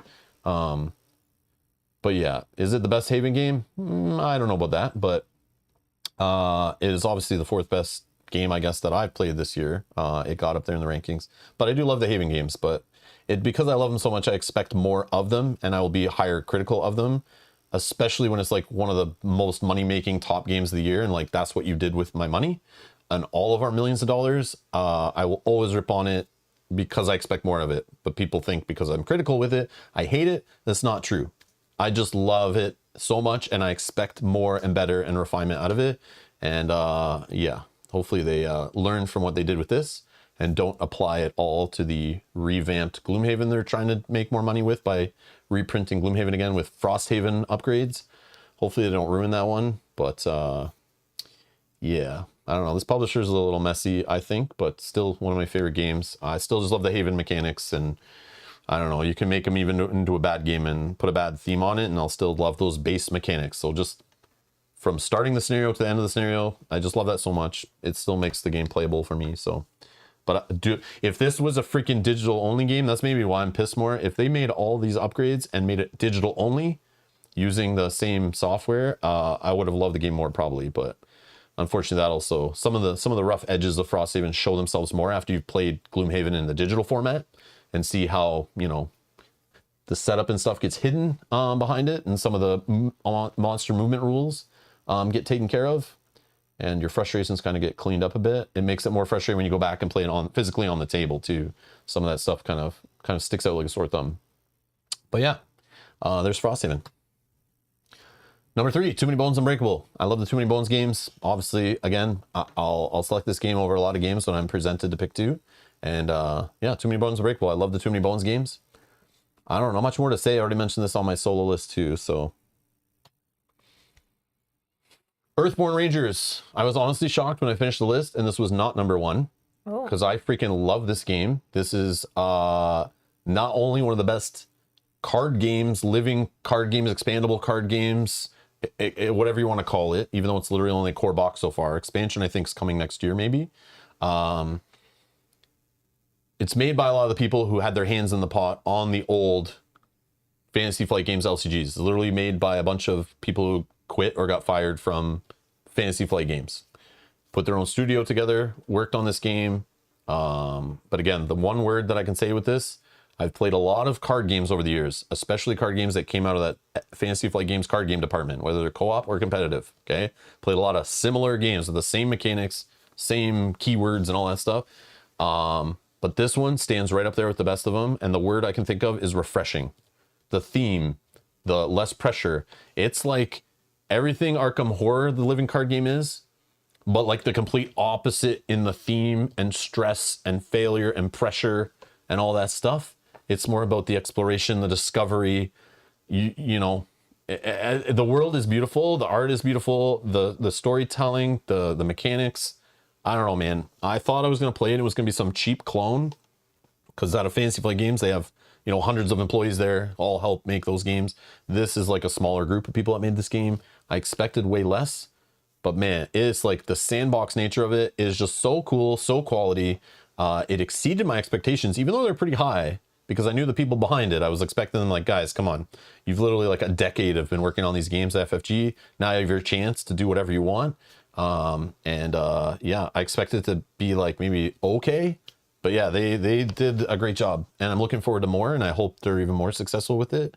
But yeah, Earthborn Rangers, man, I'm in love with this game. I don't know. It's just refreshing. It's just cool. And it stands right up there, like all the other LCGs I play, and I love them all. And it's like, I can't believe this one was able to go toe to toe.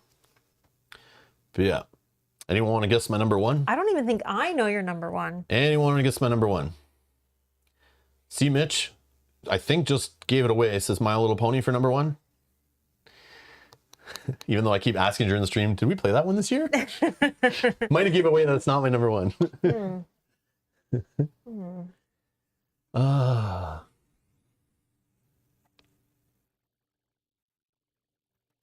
I have an idea, but I'm not going to say. But yeah. And then I'll just see if I'm right.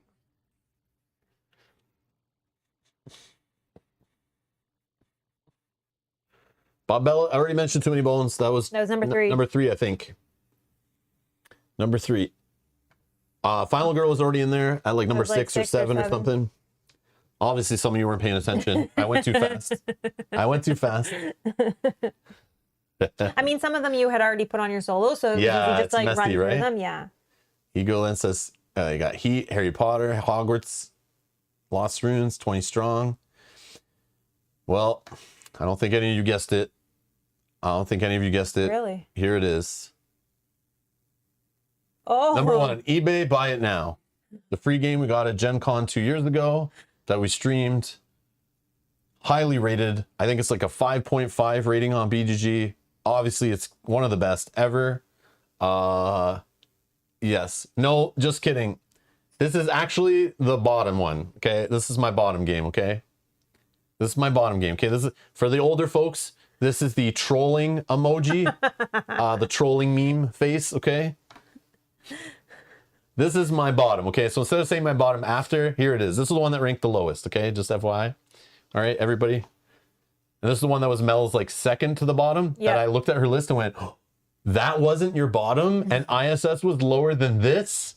I thought this was kind of fun. This was fun. It actually was fun, which is what I'm gonna say. Like even the bottom of the list is free mediocre kind of game. Yeah. Was still a fun experience. Even though it's the bottom of my list, it's just we played so many great games. Something has to be at the bottom. Yep. But no, it's not this game. All right, you got Rob rolled.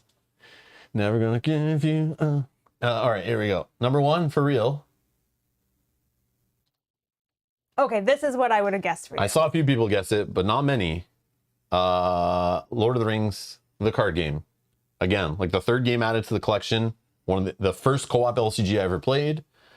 A game that's not even making new content anymore. It literally is quote unquote dead game that they're just repackaging and re-releasing probably because of the Rings of Power and people are talking about Lord of the Rings again lately. Is Lord of the Rings a card game? Still a solid Nate French design. If he didn't make this game so solid and people love it and buy it so much, we never would have Arkham Horror, the living card game. We never would have Earthborn Rangers. We would never have Marvel Champions. All that stuff is built off the back of Nate French over at Fantasy Flight Games for being a genius and turning collectible card games into some kind of co-op masterpiece and properly tying it to the Lord of the Rings IP and mechanics, and the story writing over there and the new characters they come up with in the world and stuff. Is one of my fondest memories, and it still holds up today. Still love playing it. Like I said earlier when Mel was talking about it, looking forward to playing some of the campaigns we've not played ever before. I never owned all the cards for it, so when they're re-releasing it now, I was able to get new cards that I've never owned before to mix in, and I'm excited to still try out and play with. So there's still some new to me stuff with this game.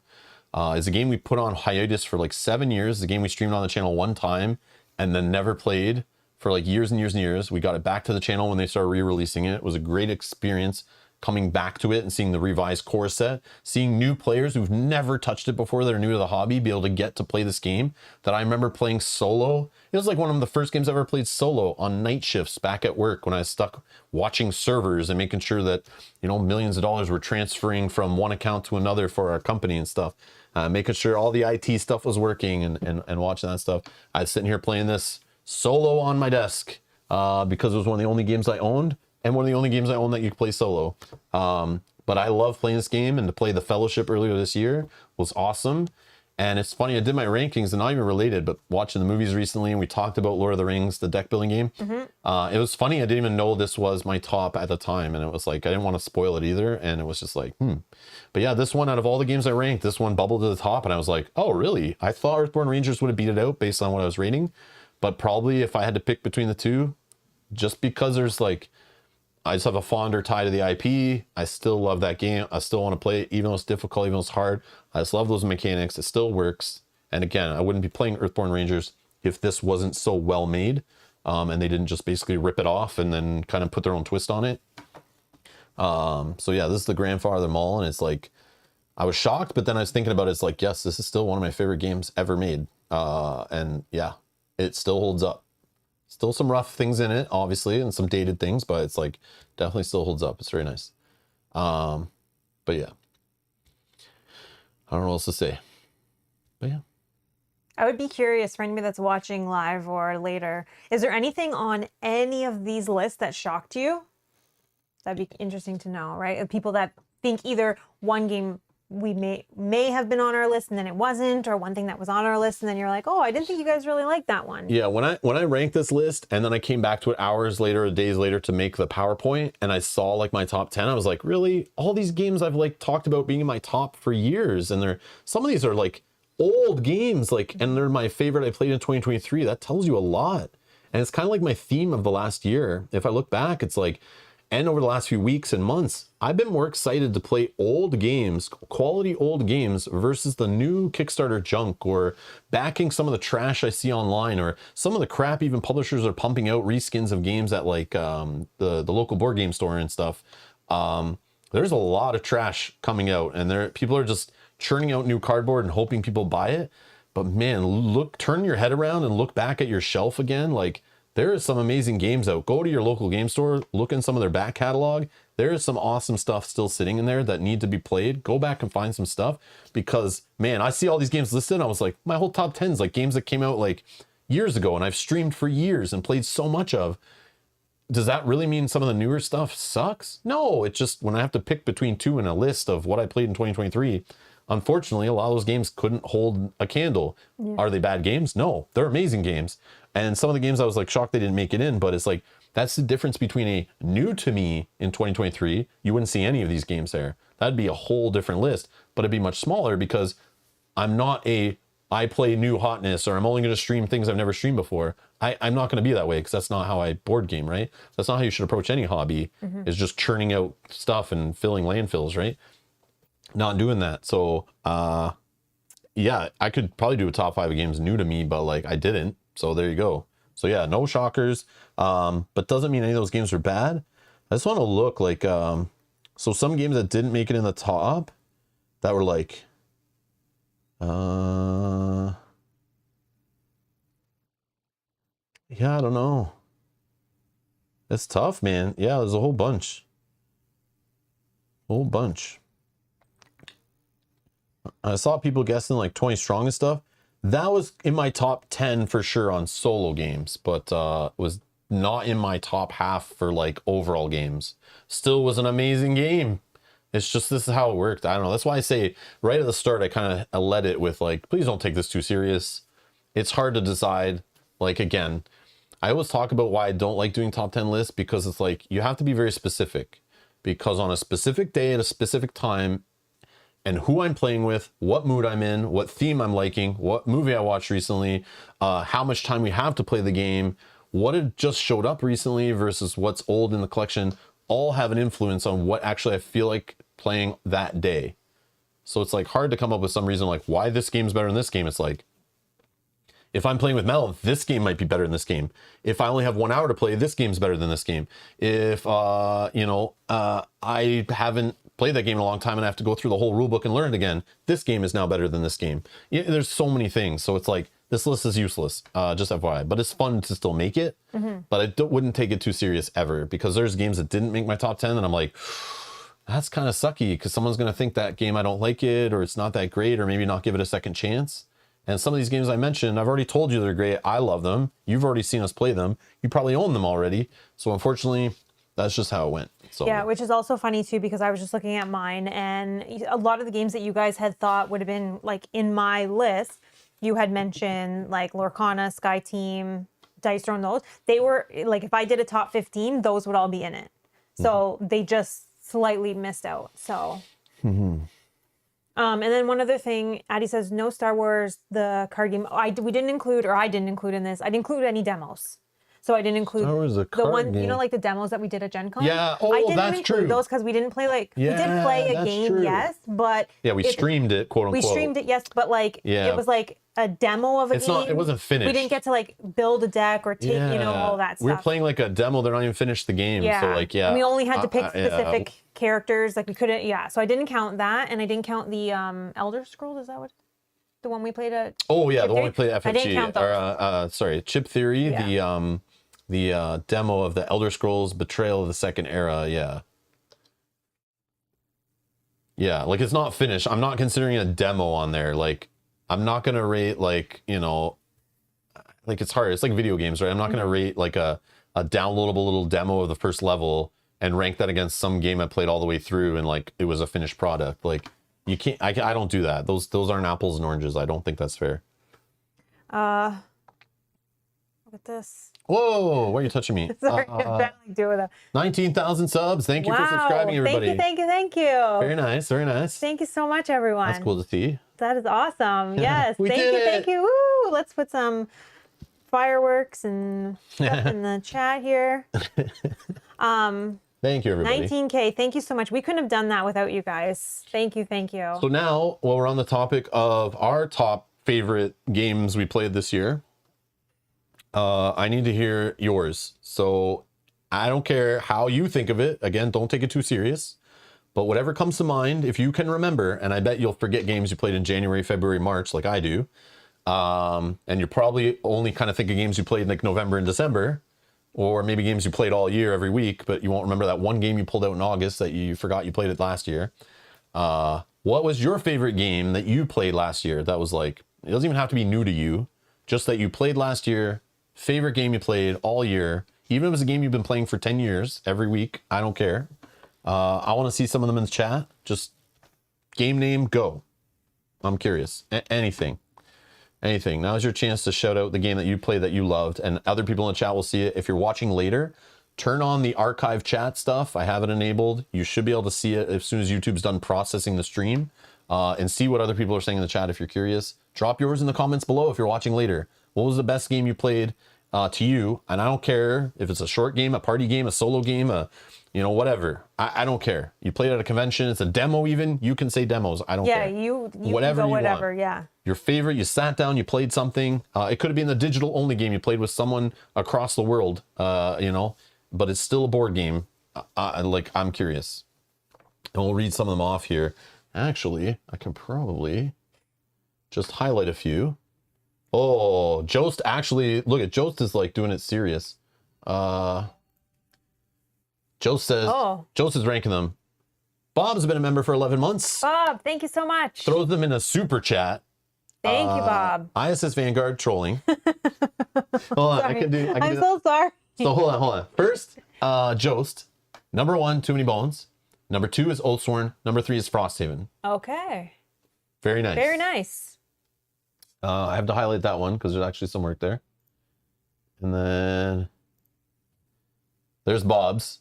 ISS Vanguard trolling. Welcome to the Moon. That's cool. Legacy of You. Outer Rim. That is a game I was actually thinking about recently. I was getting the itch over the last month to want to play a pick up and deliver. Okay. I like that mechanism more than I think I thought I did. And I was getting the itch for it. So I was actually thinking of Outer Rim because I know that's one of the best, in my opinion, pick up and deliver games. So I was thinking like, could always pull that one out and play it again. So that's kind of funny that you mentioned that actually. That game actually was on my mind like probably a week ago. I was thinking about it. Bob, I feel like I'm going to get trolled for this for a while now that I've said that out loud. Where is it? Oh, no, sorry. I was just talking about the Bob trolling. This is one I still want to try it. Yeah, I'm interested. Maybe grab it one time. But again, I've never played the video game, and I always want to play the video game first. I'm interested. Before I care about the board game, just so I can like compare it. But I have a question. Is the board game still a good game to play with people who've never played the video game before and have no idea anything about it? I have an idea. I know what the video game is. I know what it's about. Like but apocalyptic, like survival. So like managing like who's going to die. It's like this War of Mine kind of like decisions to be made. Like, oh, yeah. Bad things are happening. Who you're going to feed, who's going to die. But did the board game actually hold up for non-Frostpunk fans is what I'm curious. Like, is the game by itself, no matter the theme, still a solid board game to play? I don't know. But people will be biased, right? Mm-hmm. That's my fear. But I'll look into it at some point again. No rush. But again, if it comes down to like September later this year and I go look up and nobody's talking about that game, then I know the game didn't hold up over time. It's not worth my time probably. But if I can still find it in print 3 years from now, then I know it's good. I'll buy it, play it, no rush. So yeah. Again, I'm not going to jump on everything because I get let down doing that. Got Larry mentioning Massive Darkness 2. Sword and Sorcery, Doug. Yes, buddy. Yes, love this game too. We just grabbed the expansion for it. Please don't hold me to it yet. I don't know when we're going to play it. Yeah. But I definitely have it. So the process is happening. It's that time of year where we usually play Sword and Sorcery. I'm getting the itch for it, but we'll probably play some other games first. But and you could tune in next year and I still haven't played it. Don't hold me to it. But it's funny. This game was also on my mind recently when we grabbed the expansion. Mm-hmm. Could finally find it. We had it in our hands at Gen Con, and I put it back down and was like, I'll just buy it. It'll probably be out soon. Literally didn't come out for 6 months. But we grabbed it. So we have it. Maybe Mel will paint it paint some of it on stream or something. I don't even really need to paint the enemies, but we could paint. I have to look and see, what's included in this. It's probably just enemies. But and maybe, enemies I don't paint for this game because they're color coded, but yeah, maybe there's something maybe in the there's paint. a character or something. Maybe you can paint one of the big bad guys or something. Jacko, I know I need to get this game. It is out of stock. List, right? Yeah, when are they reprinting this game? Will I be able to Every find order it? I go to place, this game's on my wish list. I go every board game store I order online from, I look, and none of them have it in stock. I kicked myself in the butt for not just grabbing. When you showed me it at Gen Con, I should have just went and grabbed a copy right away. I did not think it would be so hard for me to find. But yes, I do want to play Resist. It does look fun. It's a game that's on my bucket list to play. Amanda says Hoplo. Very nice. Mike saying Avoid Fall. I know a lot of people are talking about that game. I need to look into that one. Yeah, I know people are mentioning this one. This one's in my mind as like one maybe I'll check out later in 2024 maybe. Easy number 2 of all time. Better than Cloudspire, Toony Bones, and Burn Cycle. What, Voidfall? I think do I have that? No. Mike, why are you comparing them to those games? Because those were like your favorite? Or is it like, it's not by Chip Theory, right? It's Heavy Euro? Or it has like similar components or something? Like, why are you comparing it only to Chip Theory stuff? I'm curious. Is it just because those are like, you love those games so much? That's weird to see. I would not think of like, I thought it was like a spacey Euro. It is. Why would you compare it to those kind of games, right? Jeez Louise. Mike, I don't know I'm going to like this. Yeah, Mel won't like it. That's the problem. So, I mean, I'd play it's it. a heavy Euro, says Yogi. Yeah. That's the problem. Some of these games I might love, but again, I got to always think of who I play these games with. And like, that also motivates me to get games to the tables when I see joy in other people when I'm showing them a new game or teaching them or playing with them, right? So again, ISS Vanguard. If I was playing that with, some people like that type of game, it could have been way higher in my rankings, but my experience with it, playing with Mel, who wasn't really that into it, me who was a little confused by it, and it was okay. Definitely a solid game though, but maybe not the best for me, but I still liked a lot what it did. My favorite part of the game was just managing the book. Yeah. I like the pushing and the like trying to exploring each of the planets was really fun, and how they were different and things like the cutting yourself off and traveling through the different systems to get to places and stuff. And how they kind of spice it up sometimes where like certain planets turned out to not be what we thought was going to happen there. Yeah. That was fun. I like that.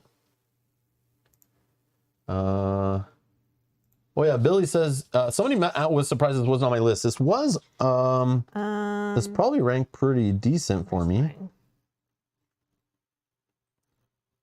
It was in my top 20 with G.I. Joe the Deck Builder. This was 25 for me. It was in my top 20 of ones we played this year. I do love that deck building game. Love chucking dice, even if they usually miss, and got me into the IP. That's cool. Yeah. I don't know. That's a surprise one. G.I. Joe Deck Builders. It's better than it has any right to be. Mike says, I was asked what my favorite of the year was, not what I thought was best for Rob and Mel. To be fair, that is true. That is true. That's what my favorite game, not what I thought was best for Rob and Mel. No, to be fair. so Mike knows, like, it wouldn't be for me, but that was Mike's favorite. Oh, I know. We're just giving, we're giving our 2 cents, right? You. We're just giving our 2 cents on what you guys are saying. That's all. Yeah, Cloud Spire and Bird Cycle are my 3 and 4. Wow. Okay. And nice. I know how much you like them as well. Oh, okay. Wow. That's interesting. So you like heavy games, eh, Mike? So, Mike, how many players are you playing that with? That you're loving it so much? I'm curious. I'm curious. Yeah, meet me at the bridge, Rob. You can have my copy of Resist. I don't know, like, I need to do that one time. It's just like, find some people who are close to the border on either, I guess like the Michigan area or the upstate New York area on either side. And like, we set up some kind of game day and we just drive over and we trade games and things. That's probably what we need to do. Especially ones that I can't find in Canada and like, whatever. We'll just do straight trades. That'll be worth the drive for me. Yeah, I'll give you painted games. You give us games that are not printed anymore here.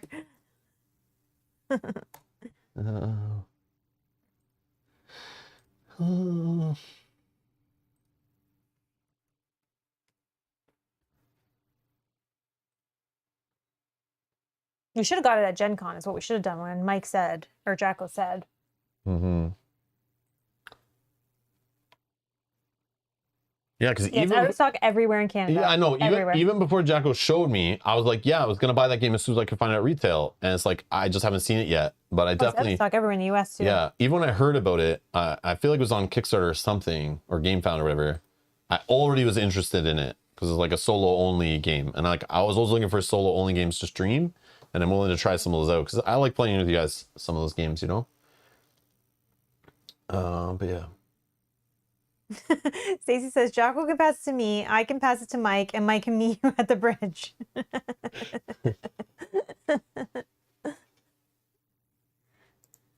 Addie's Blood Rage. It's something we talk about often. As I think my only stream I ever did that, there was audio issues that I didn't realize after. And I always said I want to replay it in the future, maybe Mel paint it up. We get a 3-ish player game of it or something going on the channel. We have the new cameras since we last played, many iterations of new cameras and lights and things since we played that, and audio and stuff. Mm-hmm. That would be a fun one to pull back out. Yeah, that's the cool one.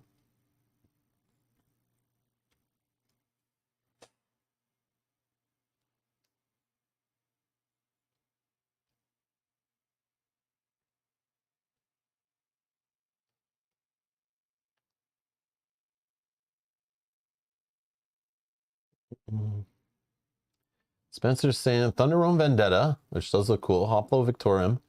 Also played Cloudspire for the first time this year. Nice. Very nice. Very nice. Doug says Final Girl is number 2.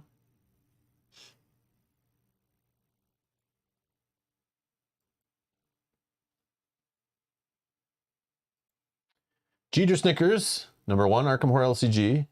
Number 2, Under Falling Skies. That's a great game.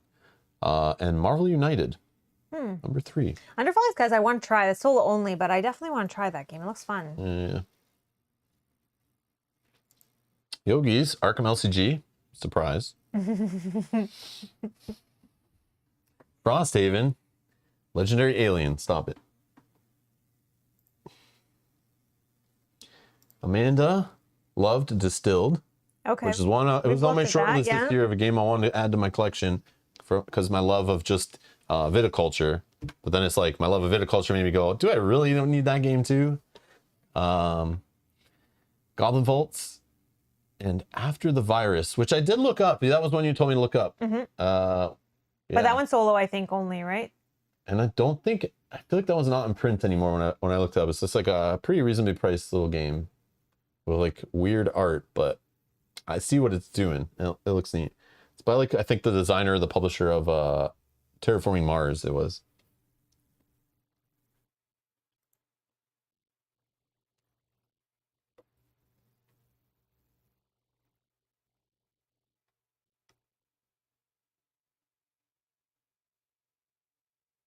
Oh, I missed Addy was listing them in order too. I see it's broken up. So Addy was mentioned this earlier, the Circadians Chaos Order. Number 2, Undaunted, which we still have to play. 3 is Yido, which I've heard of, but I'm not familiar like what exactly that game is. There was more, hold on. 4, Aliens, Another Day in the A Glorious Day in the Corpse, something or other, like that long titled one. And number 5, Witcher. Yeah, okay. Okay, I see. Witcher was fun. Yeah, definitely. Mm-hmm.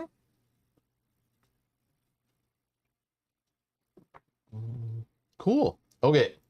So now let's go talk. Let's move on. Sorry, I didn't do all of them. I just highlighted a few. But again, if you're watching this later, open the chat archive, go scroll through. You'll see a ton of games in there, which I need to go back and look at too. Because yeah, there's some cool ones mentioned in there. And some of them I have to look up because I don't know what exactly they are, but I hear people mention them, and then to see them mentioned in the chat, it's like, Yeah. Okay. So what was the other thing? Yeah, right. Sorry, I just gotta find. Okay. So this we're gonna talk about now because people always ask, what are you most excited for next year? And it's a New Year's thing to do, right? Yep. And this is just based on what comes to memory. But yes, there could be a game I backed on Kickstarter or GameFound or something 3 years ago that somehow is going to show up on my doorstep in July, and I do not remember that. And I didn't realize it's still coming out, or I forgot about it because I love to back things and just forget about them. Or things I should have already owned that I forgot about, and they're just going to show up, who knows? Or some brand new game is going to get announced at Gen Con, it's going to show up, or an expansion for a game I didn't expect. But of the things we know and remember, so please, if you're like, why didn't they mention this game that's coming out? The publisher already said that game's delivering next year, and I know they backed it. Why don't they like it? It's because I just don't remember, and I don't care to follow every update of every crowdfunding campaign. And some things I didn't back that I might still like, and I'm looking forward to, but when I don't know when they're going to hit retail, and maybe they don't, and I don't care. But that's the plan.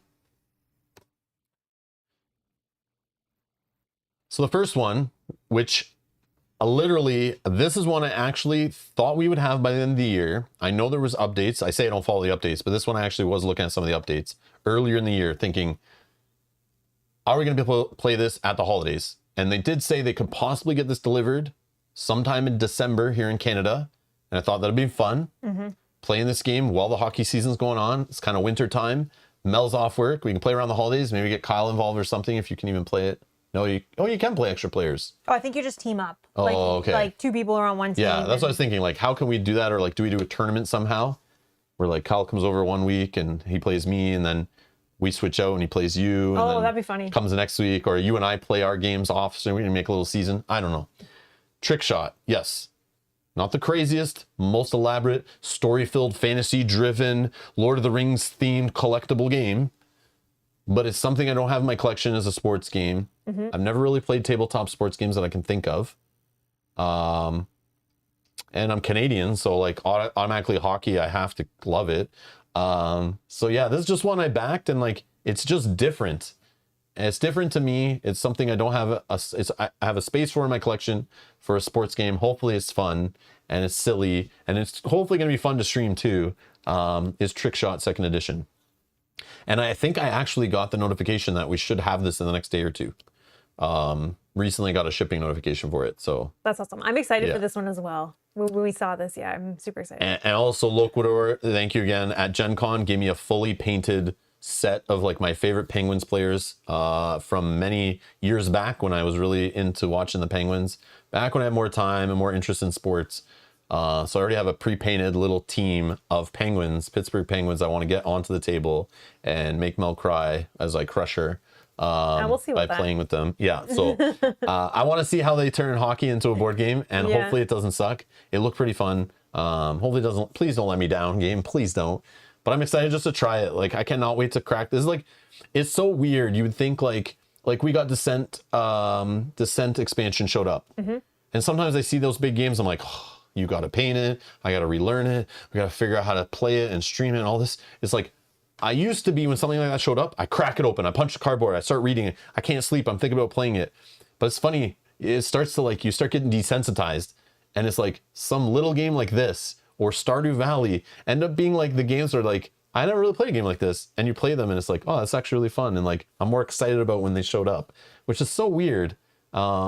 But that's the thing. I think it's like refreshing, a new taste. It's strange. Yeah, like we play big, epic campaign games that span over months and months, but sometimes it's really nice to just throw some of these games in that are just not brain burners. They're like in an afternoon, like we can learn it, we can play it, practice it, and then stream it for you guys. Oh, Amanda and Mike are talking about, sorry, Resist has been reskinned as Witchcraft. So it's already a new version of this game? Wow, that was fast. Oh. Witchcraft is better, but I'm trying to get rid of my Resist. Okay, put Witchcraft on a list then. I'll just try to get whatever I can get. Like, I just want to try that game and look neat. I don't care what theme they slap on it, as long as it's still solid. I'm okay with both themes though. If one's like a fantasy witchy theme, that's fine. I like war, old war theme too. Thank you for the tip. I did not know. Yeah, I've never played Blood Bowl. I've actually, at our local game, one of our local game stores where I used to go play like Keyforge tournaments and Game of Thrones tournaments and run tournaments and teach players and all that kind of stuff. They would always have Blood Bowl tournaments. And what's the other one? There was another one that like the one by Steamforged Games. That one also was played at a different store we used to play at, but that store is closed now, unfortunately. But they used to have a league going, and I love watching these guys play basically tabletop wargaming. It looked like there's the same players that play like Warhammer and I forget all the tabletop games that I've seen be played there. But it's fun to see them all gathered around. They're running a league. There's playoffs. Guild Ball, right? Or Guild Bowl? Yeah, that's the one, I think. But both those, I've seen both those played in leagues and tournaments, and they post in the store on the wall. Well, one of them posts on their YouTube channel stuff about it, and it's fun. Oh, it's like a yeah. It was a Kickstarter. I was just trying to see when it was going to be delivered. Oh. I think I gotta go here. Oh, it's probably too late for late pledges and stuff. I don't know. But it'll probably show up in retail when it's like finally delivering. Yeah, that's fine. It's all good. But yeah, seeing those sports games be played, I was a little jelly. Like I see that and I'm like, oh, it'd be fun. But like, I'm not really into football and that kind of stuff. So to see a hockey tabletop game that I can play, it's maybe a little lighter and like we can just goof around and like have little tournaments and things. I think it's fun. I always wanted to do that when I saw those guys doing that at my local game store. Of course, I'm like picking up their little minis and like, man, that looks awesome. But yeah, like it's so cool, like the effort and put into those. I think it's really fun. So yeah, it's always a little jelly. So it's cool that I might actually get to play that stuff. So anyways, that's one I'm excited for. One that, based on our lists, mainly Kyle's list and Mel's list, but also I loved Heat. Heat was great. Okay, even though I don't think it showed up on my list in the top. It was definitely my top half for sure of my games ranked. Yeah, definitely in the top half. But is the expansion that's been announced for Heat called Heavy Rain. Okay. So Heavy Rain, the expansion for Heat, this is it. I mean, fans love it. It's got a Metacritic score of 87 and 86. Yeah, I'm looking forward to the Heavy Rain expansion for Heat. Oh, sorry. This is it. No image available. Oh, there was an image that they posted on their Twitter, I want to say. But it looks like that it introduces rain. And I saw this and I immediately sent it to Rob and was like, I'm super excited. I believe, if I'm not mistaken, like I feel like this comes out like Q1, Q2, like I think. Even in English? I have a feeling it would be I like don't know, maybe Gen not, Con in English, like around middle of the year, maybe. Maybe. Nothing in the forums? I thought I saw a tweet about it, but I bet people rated it already. Yep, 10 out of 10. Somebody's already ranked it. Loser. Overview. This expansion introduces one new driver. Isn't there space for 2 new drivers? there is, yeah. So then they definitely have a second expansion coming out probably. Or a promo, convention only promo or something for it. 2 new maps, Japan and Mexico. New upgrade cards, introducing the purple drop, a different cooldown that allows the player to take heat card from their discard pile and place it back into their engine. Submerged track sections, must spend extra heat for downshifting gears in these sections. More heat, stress, championship, sponsorship, and event cards. Heat, spicy maps. The next expansion. Yeah. So yeah, that's definitely something I'm excited for, but Mel definitely brought that up. It's her, when I asked her, what are you most excited for? This was one of hers that came up and I was like, well, yeah, me too. But it didn't come to mind right away, so to be honest, but definitely get more heat on the table. And then seeing it's Kyle's #1 game that he played is like, yes, an excuse to play with him again more, to get the game back to the table. So hurry the hell up, Asmodee / Days of Wonder, and get that one out. Strike while it's hot. Yeah, exactly. Get it? Heat, hot. One that we've already mentioned a few times, I've been hinting at and stuff. It was hard not to mention it, but was Elder Scrolls Betrayal of the Second Era, which originally started out as I feel like a complete reskin of Too Many Bones, but then it's kind of like they've modified it and changed it, and now even though you can find early marketing images saying a Too Many Bones game or built off the Too Many Bones system, now they're saying it's a completely different game, trying to make people who spent hundreds and hundreds of dollars on crowdfunding campaigns, make them think that's a completely different game. You need to own both. I don't know if that's true. I'll be the judge of that when I see it. But I am excited to play it after what I demoed behind closed doors at Gen Con. I just want to take it home and play it more and dive into it deeper, what they're doing. But they're still working on the game, and it's probably not it's not going to come out till mid-year, maybe later. This game might not even show up this year. And if it takes them longer to make a better game, take your time. Yeah. Take your time. But obviously having ZeniMax or whatever, Bethesda involved, you have to get everything approved, so it could delay the game even more. Who knows? But I'm excited to play more of it. I definitely want to play more of it. So yeah, I don't know. It's just something I'm looking forward to. Mm-hmm. It was fun what we played of it. Yeah. So yeah. And the final thing that we mentioned when Mel and I were having a discussion the other night, making notes of like what we're looking forward to. And again, we weren't looking up lists. I didn't Google what's coming out next year or anything. This was just personally what we remember that we backed and what we're looking forward to, what's coming out, or what is coming out at our local retailers, whatever. And this has been mentioned already too. I tried to like not mention it, but chat was mentioning it a bunch of times. I was just ignoring you guys. Is the Feast for Hemlock Vale campaign. Yeah, I'm excited for this. I can't wait for it to come out. We have to look into if we've pre-ordered this or not. I don't think we have. I don't remember if we have or not. But you reminded me we should do it after the stream. Yeah. Not that we won't be able to find a copy. No, I know. But I always get worried, and then I look later. It's like, oh, they didn't sell out. It's like I know. It's like the 85th campaign expansion for a game that's been around for years and years and years. It's usually easy to find a hold of, and Asmodee by now has kind of figured out how many to kind of print to keep it in stock. The only thing that would make it sell out and have trouble finding it is if it came out and word of mouth turned out that it was like one of the best campaigns ever made, and then new players start coming to the game because of it and buying it as their first campaign. That could make it just all of a sudden be hard to find. But I don't think so. One thing too about this game is I love the new repackaged format and what they are able to do with the campaigns because of it. I love that. The campaigns since they've reboxed have been amazing. But here's why it might suck. Oh gosh. Ready? Yeah. Here's why it might suck. Okay. Just like when a sequel to your favorite movie trilogy comes out, or your book series, and it's written by the author's son, or a complete new author, or someone bought the IP and they start making their own shows and movies and stories and books or comics off of that, your favorite thing, and the original author died, Yeah. the original creator, Nate French or whatever, didn't die or anything. So there's still people there that are probably helping with the game and everything. But the lead designer, MJ, has moved on to other things. I think still at FFG, I'm pretty sure. I don't know though. Does anyone know what MJ's doing, and are they working on any secret projects? Because that's what I'm more excited about actually.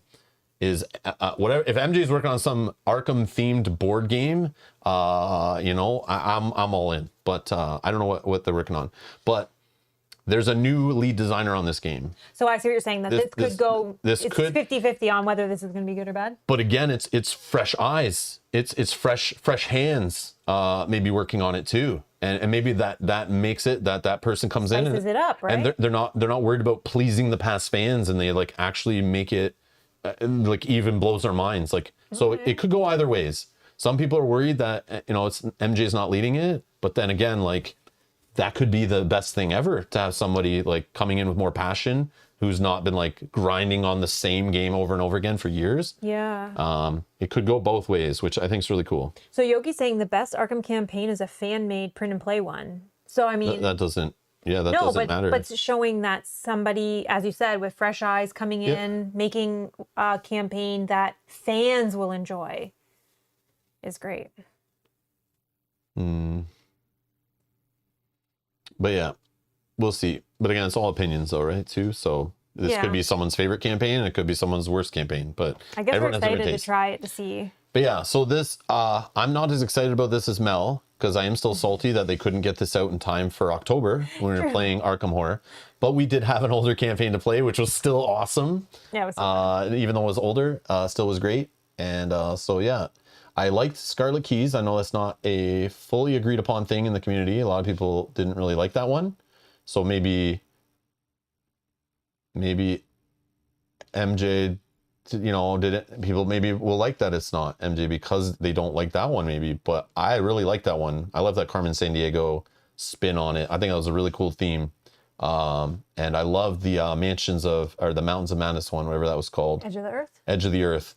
Yeah, I like that one a lot. All these ones where they're not restricted to, please buy our core set and then buy our 6 expansion packs. And we have to make sure that if you don't own expansion pack 5, that it still works. And no, give me all the player cards up front, give me the whole campaign up front, and do whatever the hell you want. I don't need to play with every card in the box. If you want to hide a scenario from me, hide a scenario from me. I don't care. Make me play it again. I love that kind of stuff. I love how they can do whatever the hell they want. And hopefully they've learned over the last two what works and what doesn't, and they even get crazier with it.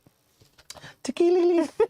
Yeah, I can't wait. So yeah, I'm excited to play it, but I'll be honest, I'm more excited to play old Lord of the Rings LCG stuff more, but maybe we end up playing this first, just to get it the hell out of the way. No, I'm just kidding. But yeah, so this is what Mel mentioned. I was like, oh yeah, I'm looking forward to that. And I have an honorable mention, which I don't think you have a slide for, which is totally fine. What is but it is for the next exit calendar. So Oh, Janet, yeah. I know hopefully you're still here. Thank you again so much for that. That was an amazing experience to be able to go through that with my daughter. And we are already going to get the next one and kind of like put it aside, just adding it to an order. Like one of these, right? Yeah, there's two that we are still missing. So like we played the Golden Book is the one that I played this year. Again, thank you, Janet. It was the best. It was so fun watching her be so excited. Even when we did the 23rd on December 23rd. And when we finished that one, she knew there was only one left and was like, I can't wait till tomorrow. Like, let's just do it right now. So we did those two both at the same time because she was so excited. So this is just kind of an honorable mention, something that I'm excited for. I want to pick up another one. It doesn't have to be specific, like one of these two, whichever one we can find. And I'm looking forward to now this becoming a tradition as long as she will do these with me. And then again, maybe if she doesn't, then it becomes you and I. But yeah, this is something that I'm just looking forward to now after the experience that I had in 2023. Yeah, so you've played one of these three. They've Yes. made three of them. So I obviously, haven't played any of these three. Oh, I played the Golden Book. isn't that what this one is? Hunt for the Golden Book? Oh, I didn't even see that. Sorry. Yes. So you have not played The Mystery of the Ice Cave, or the latest one, I think, was The Silent Storm that we saw at Gen Yeah. Con, but it wasn't there or sold out or whatever. Yeah. But it doesn't matter. You can play them any year. Yeah, it doesn't matter. But now you have one for this year, one for next year, and hopefully they print a few more. Yeah. So that way you can play them for years to come. But obviously they sold well enough that they've been making them every year for the last few years. Yeah. But it was definitely fun to be able to do that with her. And I let her kind of lead and just kind of helped if she needed a little bit of guidance on things.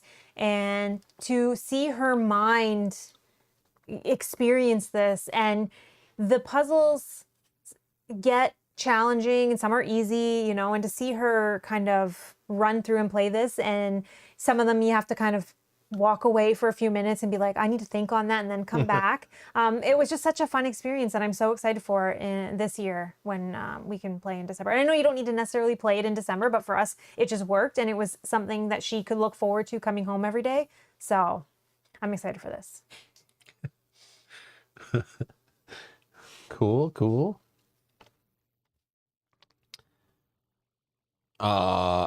So Edward mentioned one that, like, I even thought about it yesterday, but like I forgot to add it to our notes. Oh, right. We did forget this one. And thank you for reminding me, Edward.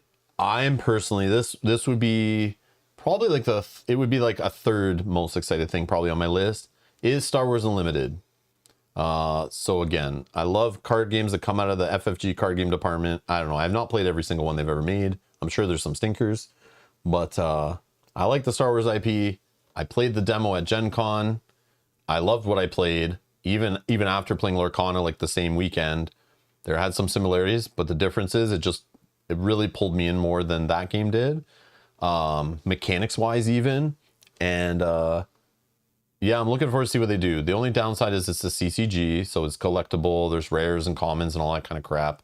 And yes, maybe getting into the game might be a little more expensive, or actually not getting into the game, but staying in the game and diving deeper into deck building stuff might get expensive, chasing down rares and singles and packs and whatever.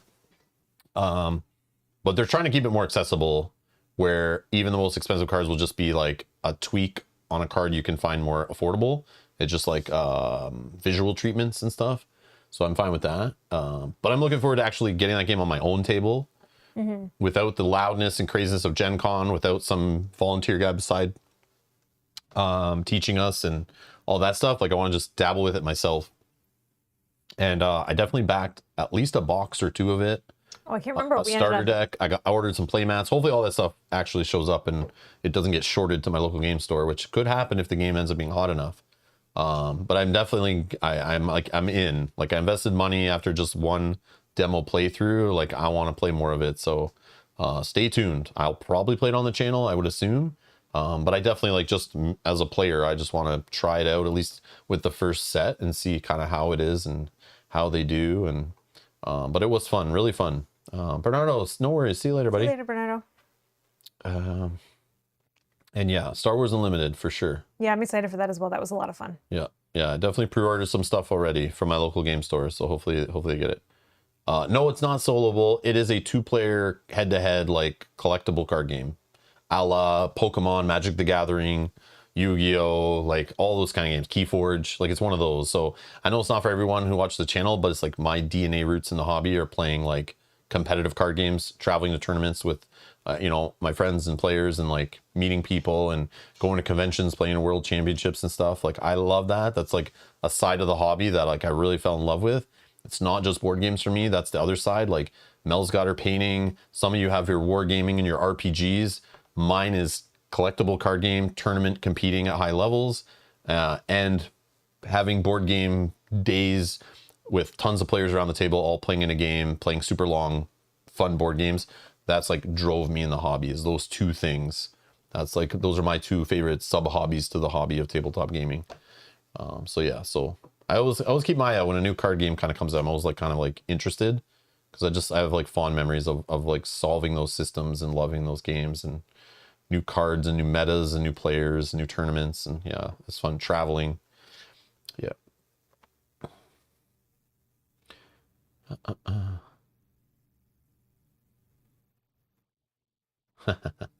But yeah, what are you guys looking forward to? I see Janice saying looking forward to 7th Citadel. Hold on, I can actually do this again. Yeah, what are you guys looking forward to this year? Could be a new crowdfunding game showing up.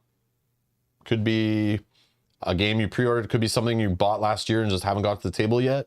You know, something that is sitting there collecting dust for 2 years, and you're just like, this is the year I'm getting it on the table. What are you excited? Or a friend got a game and you're looking forward to playing with them, or an expansion to your whatever. favorite game. Yeah. Yeah. Janet says looking forward to the 7th Citadel. I was looking forward to that, but I am stressed and it's daunting. I haven't played 7th Con in a while. Jumping into a brand new world like that, and like a very kind of heavy-ish game, and like, but I'm looking forward to streaming with you guys. But I'm not like pumped.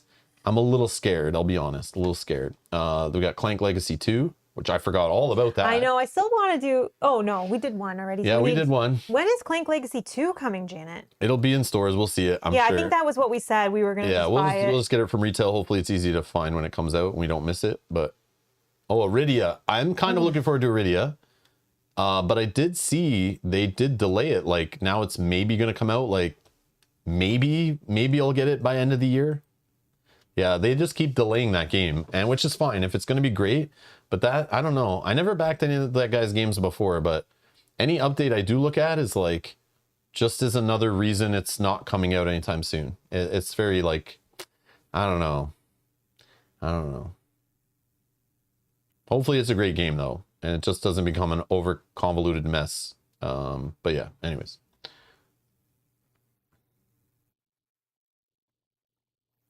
The only problem is the more they delay it and then it still comes with errata and issues, the more I'm going to be pissed. And typos and all that kind of stuff. We'll see. What was that? That was CJ's off the screen though, so you have to. Oh, I see. Can I do that? CJ says, which game would you? Thank you, CJ, by the way, for the super chat. This is also your first super chat to the channel. Thank you so much. Very much appreciate that. Thank you.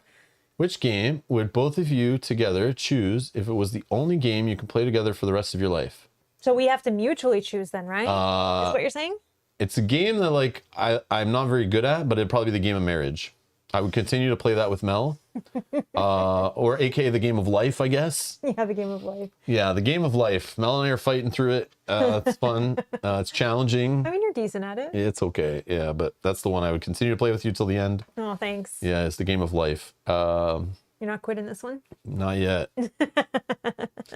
Depends on the week. CJ, thank you so much. That's a tough question for sure. I would probably need some time to think about it.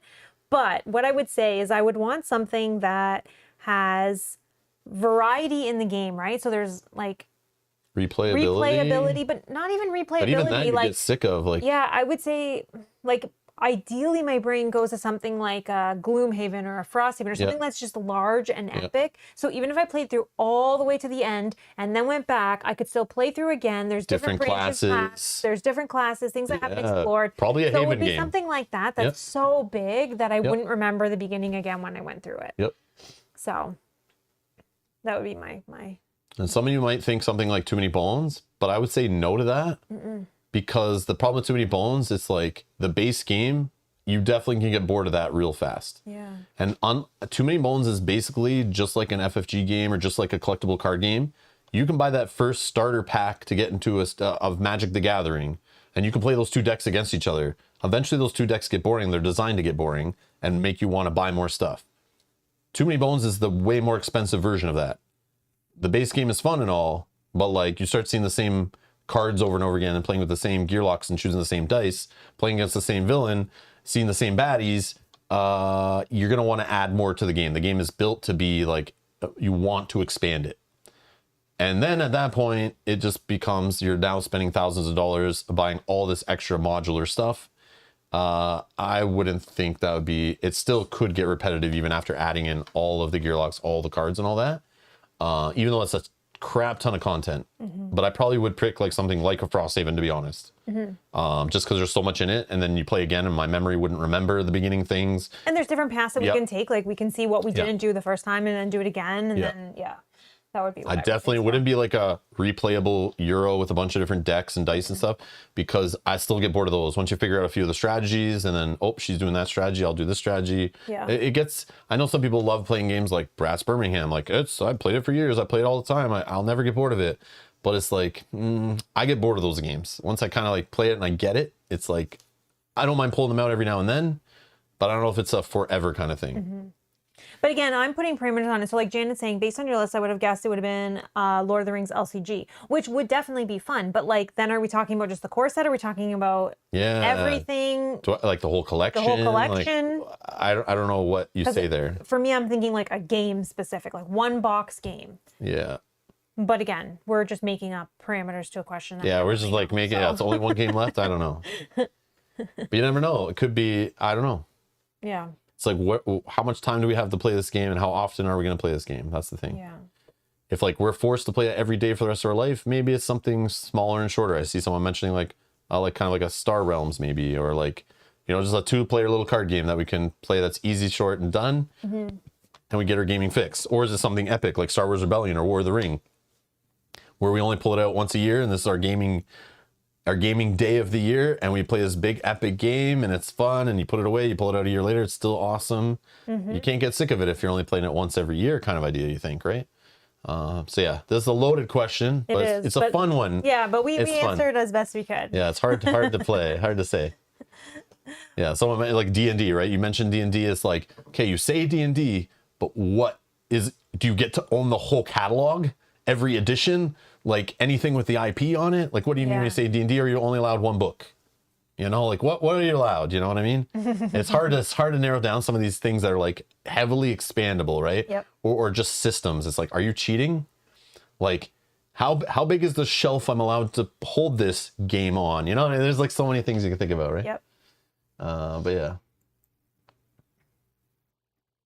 While we're going through this, Oops. there would be just one thing that I would be curious if anybody has any. What was from our streams? Was there anything that we streamed in 2023 that you guys remember, or like epic moments or things? I'd be curious to that too. Of like, what did you guys enjoy in 2023? Was it a specific game we played? Was it something we did? I'd be curious to hear that as well. If you have anything, if you don't, it's fine too.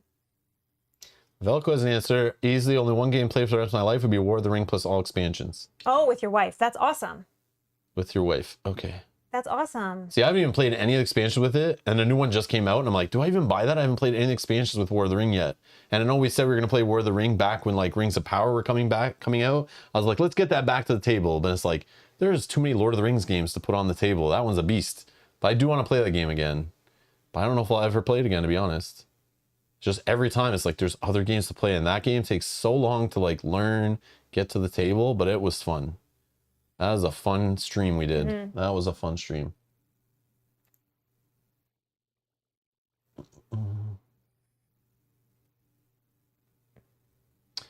Things people are looking forward to. Stacy, hello.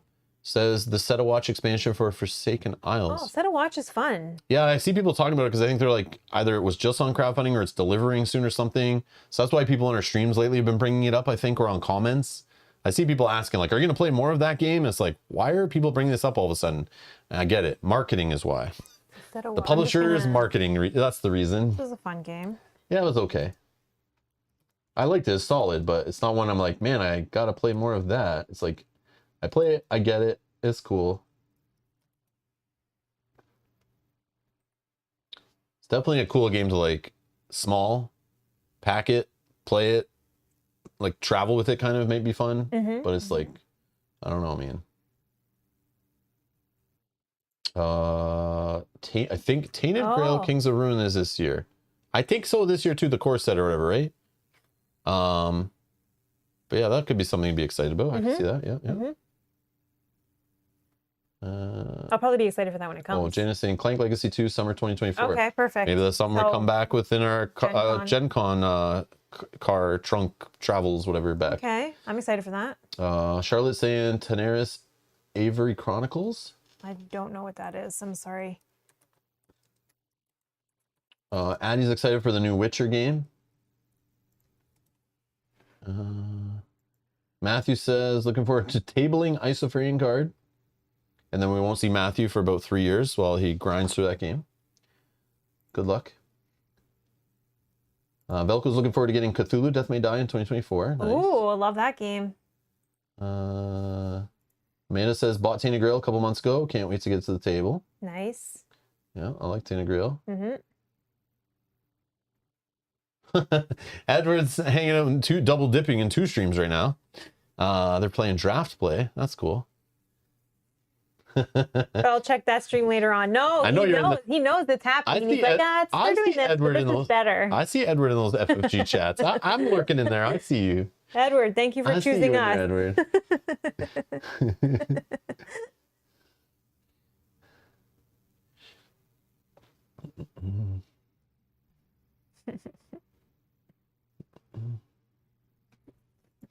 Seamish says the 2 Tower Saga expansion. Keith does say Tainted Grail 2 should be here soon. Well, so a lot of people are looking forward to Tainted Grail. Okay. Mike's saying Freedom 5. I'm not sure. Andromeda's Edge. I feel like I should know what that is. Deep Shelf. Oh, to store your board games on? I get it. Just kidding. Write them down. LOL. Yeah, I don't know what any of those are. I gotta just write them down. So Mike's trying to influence me here. I see. Yeah, put those down so we can like look them up, I guess. I don't know. Andromeda's Edge. That sounds super familiar. I feel like maybe I looked at the like a crowdfunding campaign for that or something. And Deep Shelf.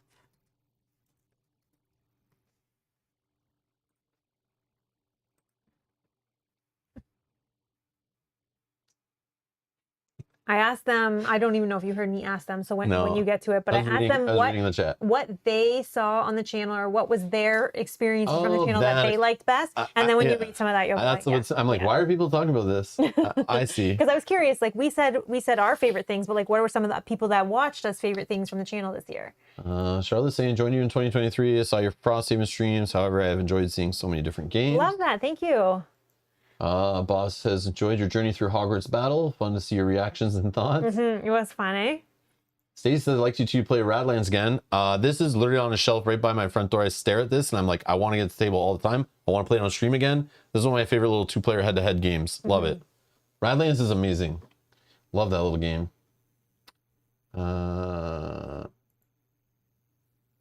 Jay Nyman says, I know Rob wasn't too keen during the Kickstarter. Very excited for I don't know how to say it, Agemonia.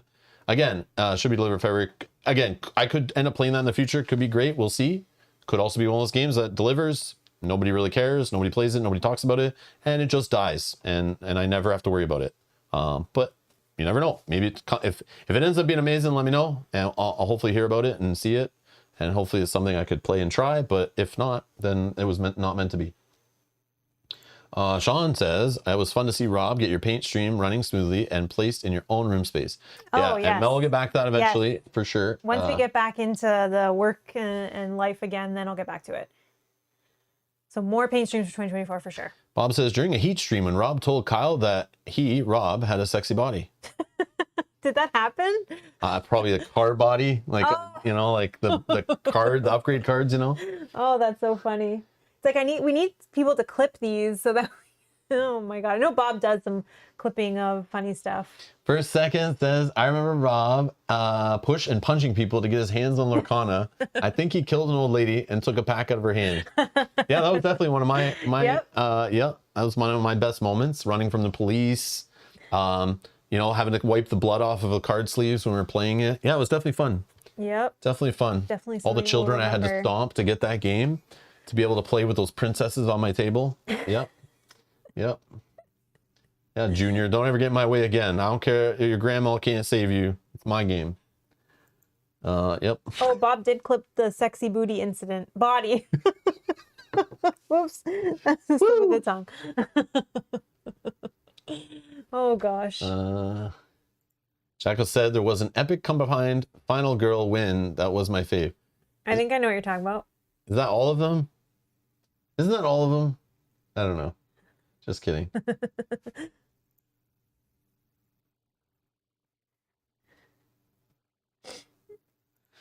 CJ says, I'd love to see you guys play Zombicide 2nd edition with the better streaming setup. There aren't any good playthroughs on YouTube for this game. CJ, I'm sorry to tell you, there's probably a reason why there's not. Because Zombicide sucks. I mean, just kidding. I have a place for it in my heart. I just think people are past it, right? It's like, yeah, I agree. The problem is Simon keeps printing the same game over and over again. I'm kind of glad people just get sick of it. The unfortunate thing, fans will keep buying it. And unfortunate thing, new people to the hobby might not find an old one, so they need to buy the newest and back the newest one. And then they're like, why does nobody care about it on YouTube? Why is nobody streaming this game? Why is nobody talking about this game? It's because a lot of us who've been in the hobby for more than a year or 2 or 3 or 5, whatever, Zombicide is so 2012. And the problem is they just kept reskinning it and not really improving it. Even the 2nd edition, you need an expansion to even add a campaign. It was like, they literally just resell the same game every year to fund their entire company to be able to make other games. Like anytime that company needs money to ship out a previous Kickstarter, they'll just make another Zombicide reskinned and run a campaign, make a few $1,000,000, and then pay for their shipping of a previous game they fall behind on. Yeah, and pay off some of their debt. It's like, it's so obvious. So yeah, it's kind of sad. So I don't want to really promote that kind of practice in the hobby of them literally rehashing the same thing over and over again. So that's why I choose to stay away from that stuff. At least Cthulhu Death May Die, they twisted it up. Massive Darkness 2, yes, those are just Zombicides reskinned, but they twisted them up. They added new mechanics. They try to appeal to a slightly different audience. So I'm willing to play those and try those. So Massive Darkness 2 and Cthulhu Death May Die, those 2 games existing are just better versions of Zombicide, but still give you that Zombicide feel, which is why I will never care about a game that has the word Zombicide on it ever again, because those are just better versions to me. Okay, so there you go. Maybe one day in the future, if I was like having my nostalgic glasses on and I wanted to, but I as Rob said, like Massive Darkness 2, I would choose probably over Zombicide. Yep. Just if I wanted that theme and stuff. There's Zombicide campaigns coming out with like 3 new ones every year still, over 10 years later after the first one. Literally made me like block and report Simon as like spam, so I do not get any notifications from any of their accounts, because literally every time it happens they come out with a campaign, and as soon as that's done they don't even care about the previous one. They're like trying to advertise the next Zombicide they're going to make, and it's like, wait, you literally just had a Zombicide campaign, people are waiting for that one, and now you're telling them to give you more money for another one? Like, get your head out of your ass, man. So like, Simon is like soured me because of that. They care more about the next crowdfunding campaign versus like supporting their older ones, or like, and by older ones I literally mean the one that was yesterday. Like they literally don't care about it once the next one is done. You'll never hear about it again. They just deliver it and they move on. They don't care. It's just like churning them out, and it's like, it's depressing. So yeah, I just don't want to play them, don't want to support them. I think it's sad, bad business practice, but people fall for it. People are into it. It's fine. You guys have your thing. I have my thing. It's fine. So yeah, there you go. Rant initiated. Oops.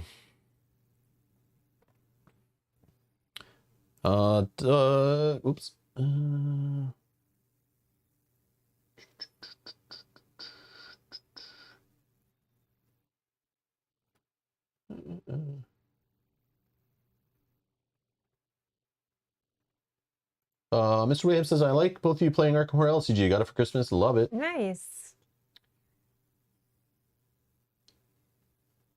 Yeah. Rob Costanza pushing old ladies in walkers out of the way. Yeah. Yep. I mean, you ever heard of women and children first? He was making a path. Rob did say he's going to order the My Little Pony transfer and crossover expansion. I have it already. Yeah, we have it. I just haven't got it to the table yet, but stay tuned.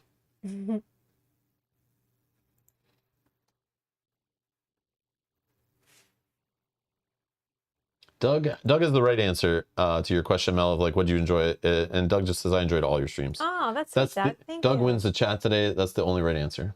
That's awesome. I mean, everyone else's answers was great as well.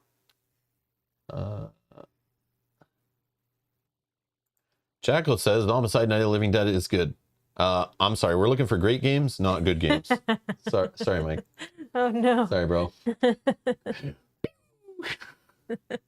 And yes, Doug. Yes, it is.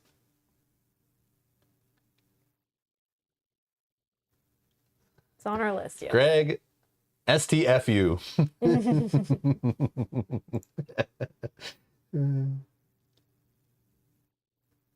Sorry, I should stand corrected, okay? If it's based off the Zombicide system and has CMON on the box, and it's clearly a Zombicide game, yes, it falls in that category. Stop playing games. Stop it. Stop poking the bear. But yeah.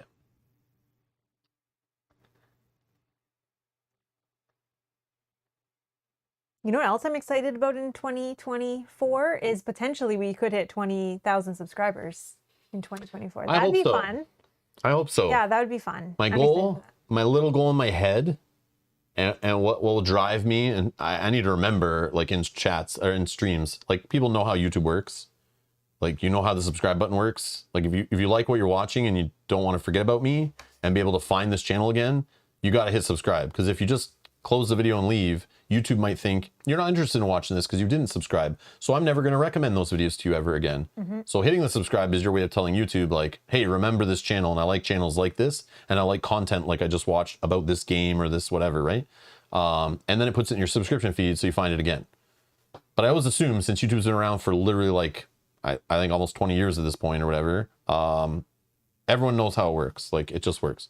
But I forget people aren't that way. People just, sometimes YouTube will recommend a video, you click it, you're watching it, and then you get distracted and you walk away and you close it. But it's like, it's really important to subscribe so that you find the channel, right? So in my mind, I need to do that more. And that's my, like, should be my resolution, is to like nag people more, even though I hate being nagged. So I don't want to nag people. Cause I think it's like obvious, you know how it works, but not everyone does. But I would love to try to hit 20,000 before we go to Gen Con in like August. That'd be fun. Yeah. That'd be a cool little goal in 6 months to try to get there. If it doesn't happen, I'm not gonna lose sleep over it. We're already 9,000 higher than I ever dreamed of being ever when we started doing this. I never thought I'd hit 1,000, so it's kind of nutty. We're at 19. That's freaking crazy. Yeah, that's hitting crazy. 500 blew my freaking mind. Yeah, but he took like a celebratory photo. I'll never forget that. That's when people that I played with started respecting what we did and understood why I had the cameras on and why I asked them to wear microphones and stuff. They were all blown away. They were like, what? You 500 people? Like, not only just watch, but like actually click that button and wanted to watch you again? Yeah. And I'm like, yeah, I don't know. I don't know what they're thinking. Like, back then we have no watch idea. me more than that. Like, I didn't turn them all off. That's crazy. So yeah. So the fact we're at this high, considering my attitude, you know, and what we do, right? We don't do quick videos. Yeah. We don't do Clickbait, one-off like, streams where we're just like, here's the game and then on to the next. We like to play games like you guys. Yeah, I'm not here to hype up every game you want to buy. I'm not here to trick you into buying games. I don't care what you buy. I don't benefit from any of it, really. I'm just looking to grow the hobby. I guess I benefit if you're in the hobby, playing the hobby, because then you might care about what I'm streaming. technically. Well, the other thing is, But the it's like- bigger the hobby, the more games that come out and the more experiences we can have on the Yeah. table. Selfishly, I want to play and own better games, and that's what I want to drive. So, Yeah. Greg with the $10 super chat. It didn't pop out yet. It didn't pop out. Not yet, no. But says, for a better stick to poke the bear. Greg, thank you so much. Thank you, thank you. I like that it highlights in gold too. Yeah, that's Like, neat, eh? yeah, I like that. That's so funny. Thank you, thank you. But yeah. But yeah, that would be amazing if we can get to 20K. Oh, there it is. There it is. Greg, thank you so much thank for you the support. so much. And then speaking of that, like there is questions of what will we do. So Mr. Wayham says, what will we do when we reach 20K? I don't know. We did talk about it a while back. But what did we say? But who knows in like 6 months to a year or however long, if we ever even hit it, I don't even know. But we talked about just doing long streams, like we did before, not a 24-hour, but like, you know, maybe a weekend of playing whatever. I forget what else we mentioned. There was other stuff. Yeah, I can't remember exactly. I probably have it written down somewhere. I just have to find it.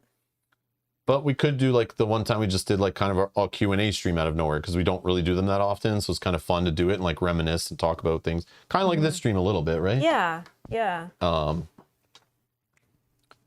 We could do like a rank all the games we've streamed on the channel. Oh my God. Imagine putting In 20, in the whole like however many ever years? since streaming and in recording, even ones that videos don't exist anymore, if we could remember them. And just like go through every game we think we've played on stream, try to find them, or made videos of. Maybe even games we've played ever, if we can remember some of those, go on BGG, go through lists and just add them. Make this giant ranking thing. We could also do one of those funny things too, where like, you know, where they where you rate games, you know, like S tier and A tier and all that stuff. Yeah. I always thought of doing one of those for fun, where we just grab a group of games and we just sit there literally for hours, game by game, like deciding where it goes in the rankings, you know, and like debating it with the chat. That would be fun, right? It's just something different. I don't know. Keith, thank you so much. Keith, thanks for the super chat. Some people love watching a train crash. You're right. And you know, that is very true. Bob, thank you for the super chat. Bob, thank you. Do you know how many subs did you have this time last year? I.e., how much has the channel grown this year? And how many were due to Mel Appeal? I could look in. Did we have the subscriber count on our last like our Christmas Q&A last year? I can peek and see. Check, yeah. I don't see know at if the bottom. let me see if I can find it for you, Bob. Yeah. Or I might be able to do just something here. around that time. And then go like that. Well, you could do, yeah, okay. And then That's where just- was it at the start? No, that tells you total. Or like just the growth, not the total. No, do overview. And then like go here, click this. Oh, and then do And then what's the here? Is it showing? Oh, it's just gain. yeah, it's just gained. It only says shows gained. But hold on, let me check something It's while you gotta be. let me check something. Bear with us.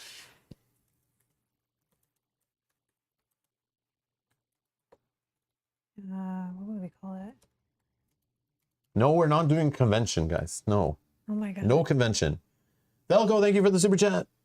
Congrats you. on 19,000 subscribers. Thank you, thank you, thank you. Thank you so much, Velko. I have 2021, but I need 2022. Maybe gone. Okay. No, it's not gone. Okay, don't worry. Bear with me. You keep them Just go occupied for back. one quick second. Go to the back end thing you're in. And then just up here, type in like Q&A or whatever. Q. Oh. Even Q. I just saw it right there. When you type in just literally the letter Q. Oh, okay. Here we go. But then can I open it?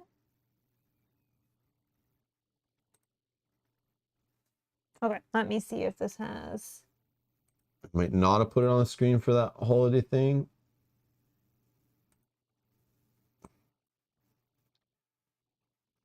I don't think we had.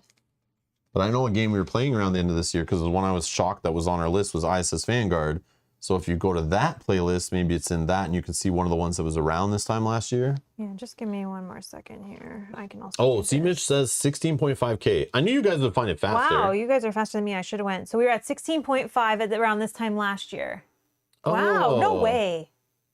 Man, I didn't think we were growing that fast. Wow, that is fast. I thought it was So like 20K by August, that's like a very low bar, I think, right? Because if we did like 3.5 in a full year, if I go back to that's crazy. Thank you guys. Wow. Oh yeah, which I guess makes sense. Because in the last 365 days. That's Oh, okay. I see. Yeah. Wow. Yeah, that's a bigger growth than I thought. Yeah, we have Undaunted, just the original Undaunted to try, but I did see recently they are working on or announced or coming out or something.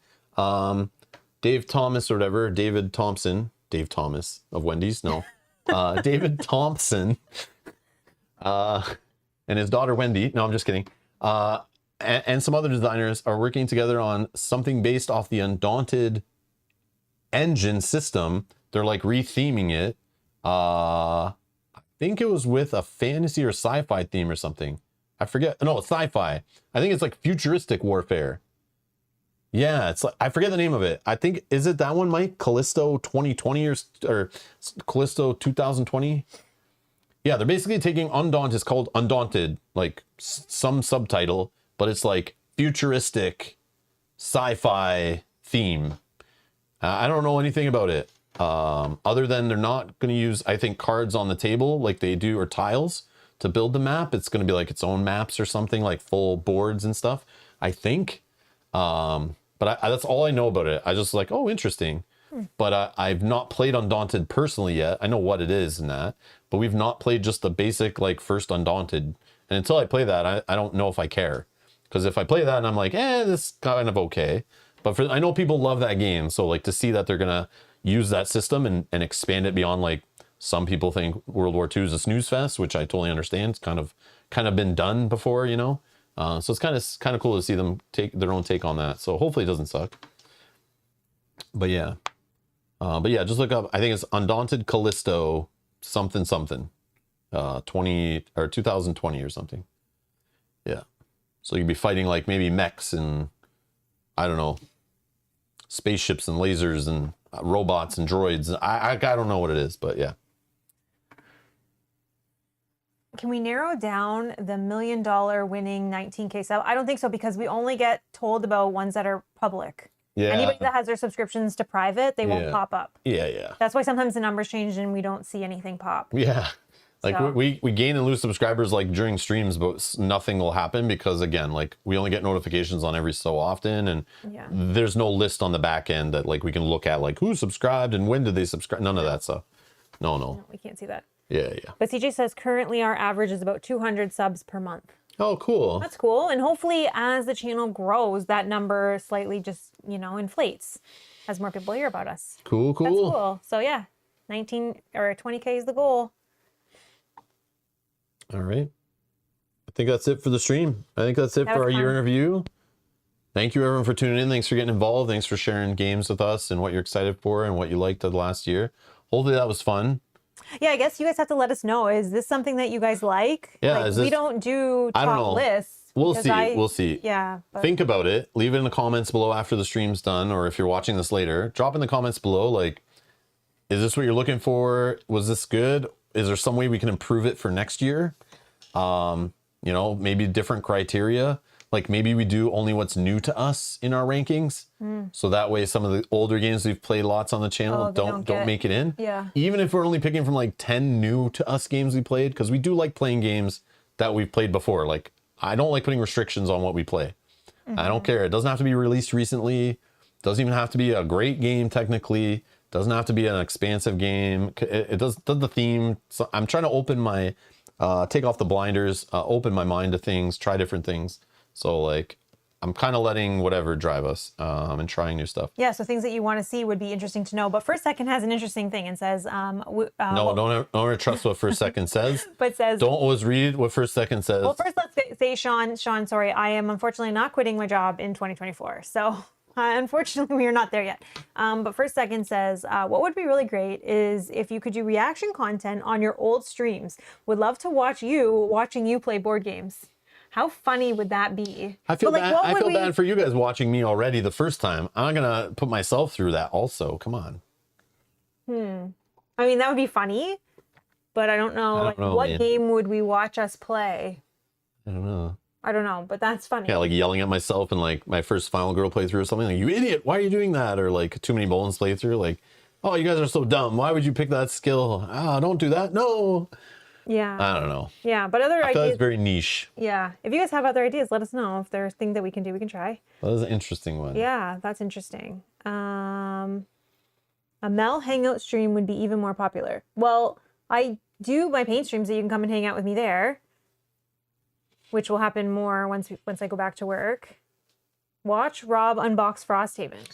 Okay. That won't be boring for us at all. No, I'm just kidding. That's a member only one, I think, right? That I hid that one for most people because I know this like not the most entertaining thing. Literally writing errata on all the stupid things in that game. But yeah, if you're looking for that one, check the members tab on YouTube if you're a member. That'd be funny. Thank you again to everybody, all the members, all the subscribers, everybody that likes everything, even if you don't watch. I see all that the time people come in and they're like, I'm just liking and then heading out.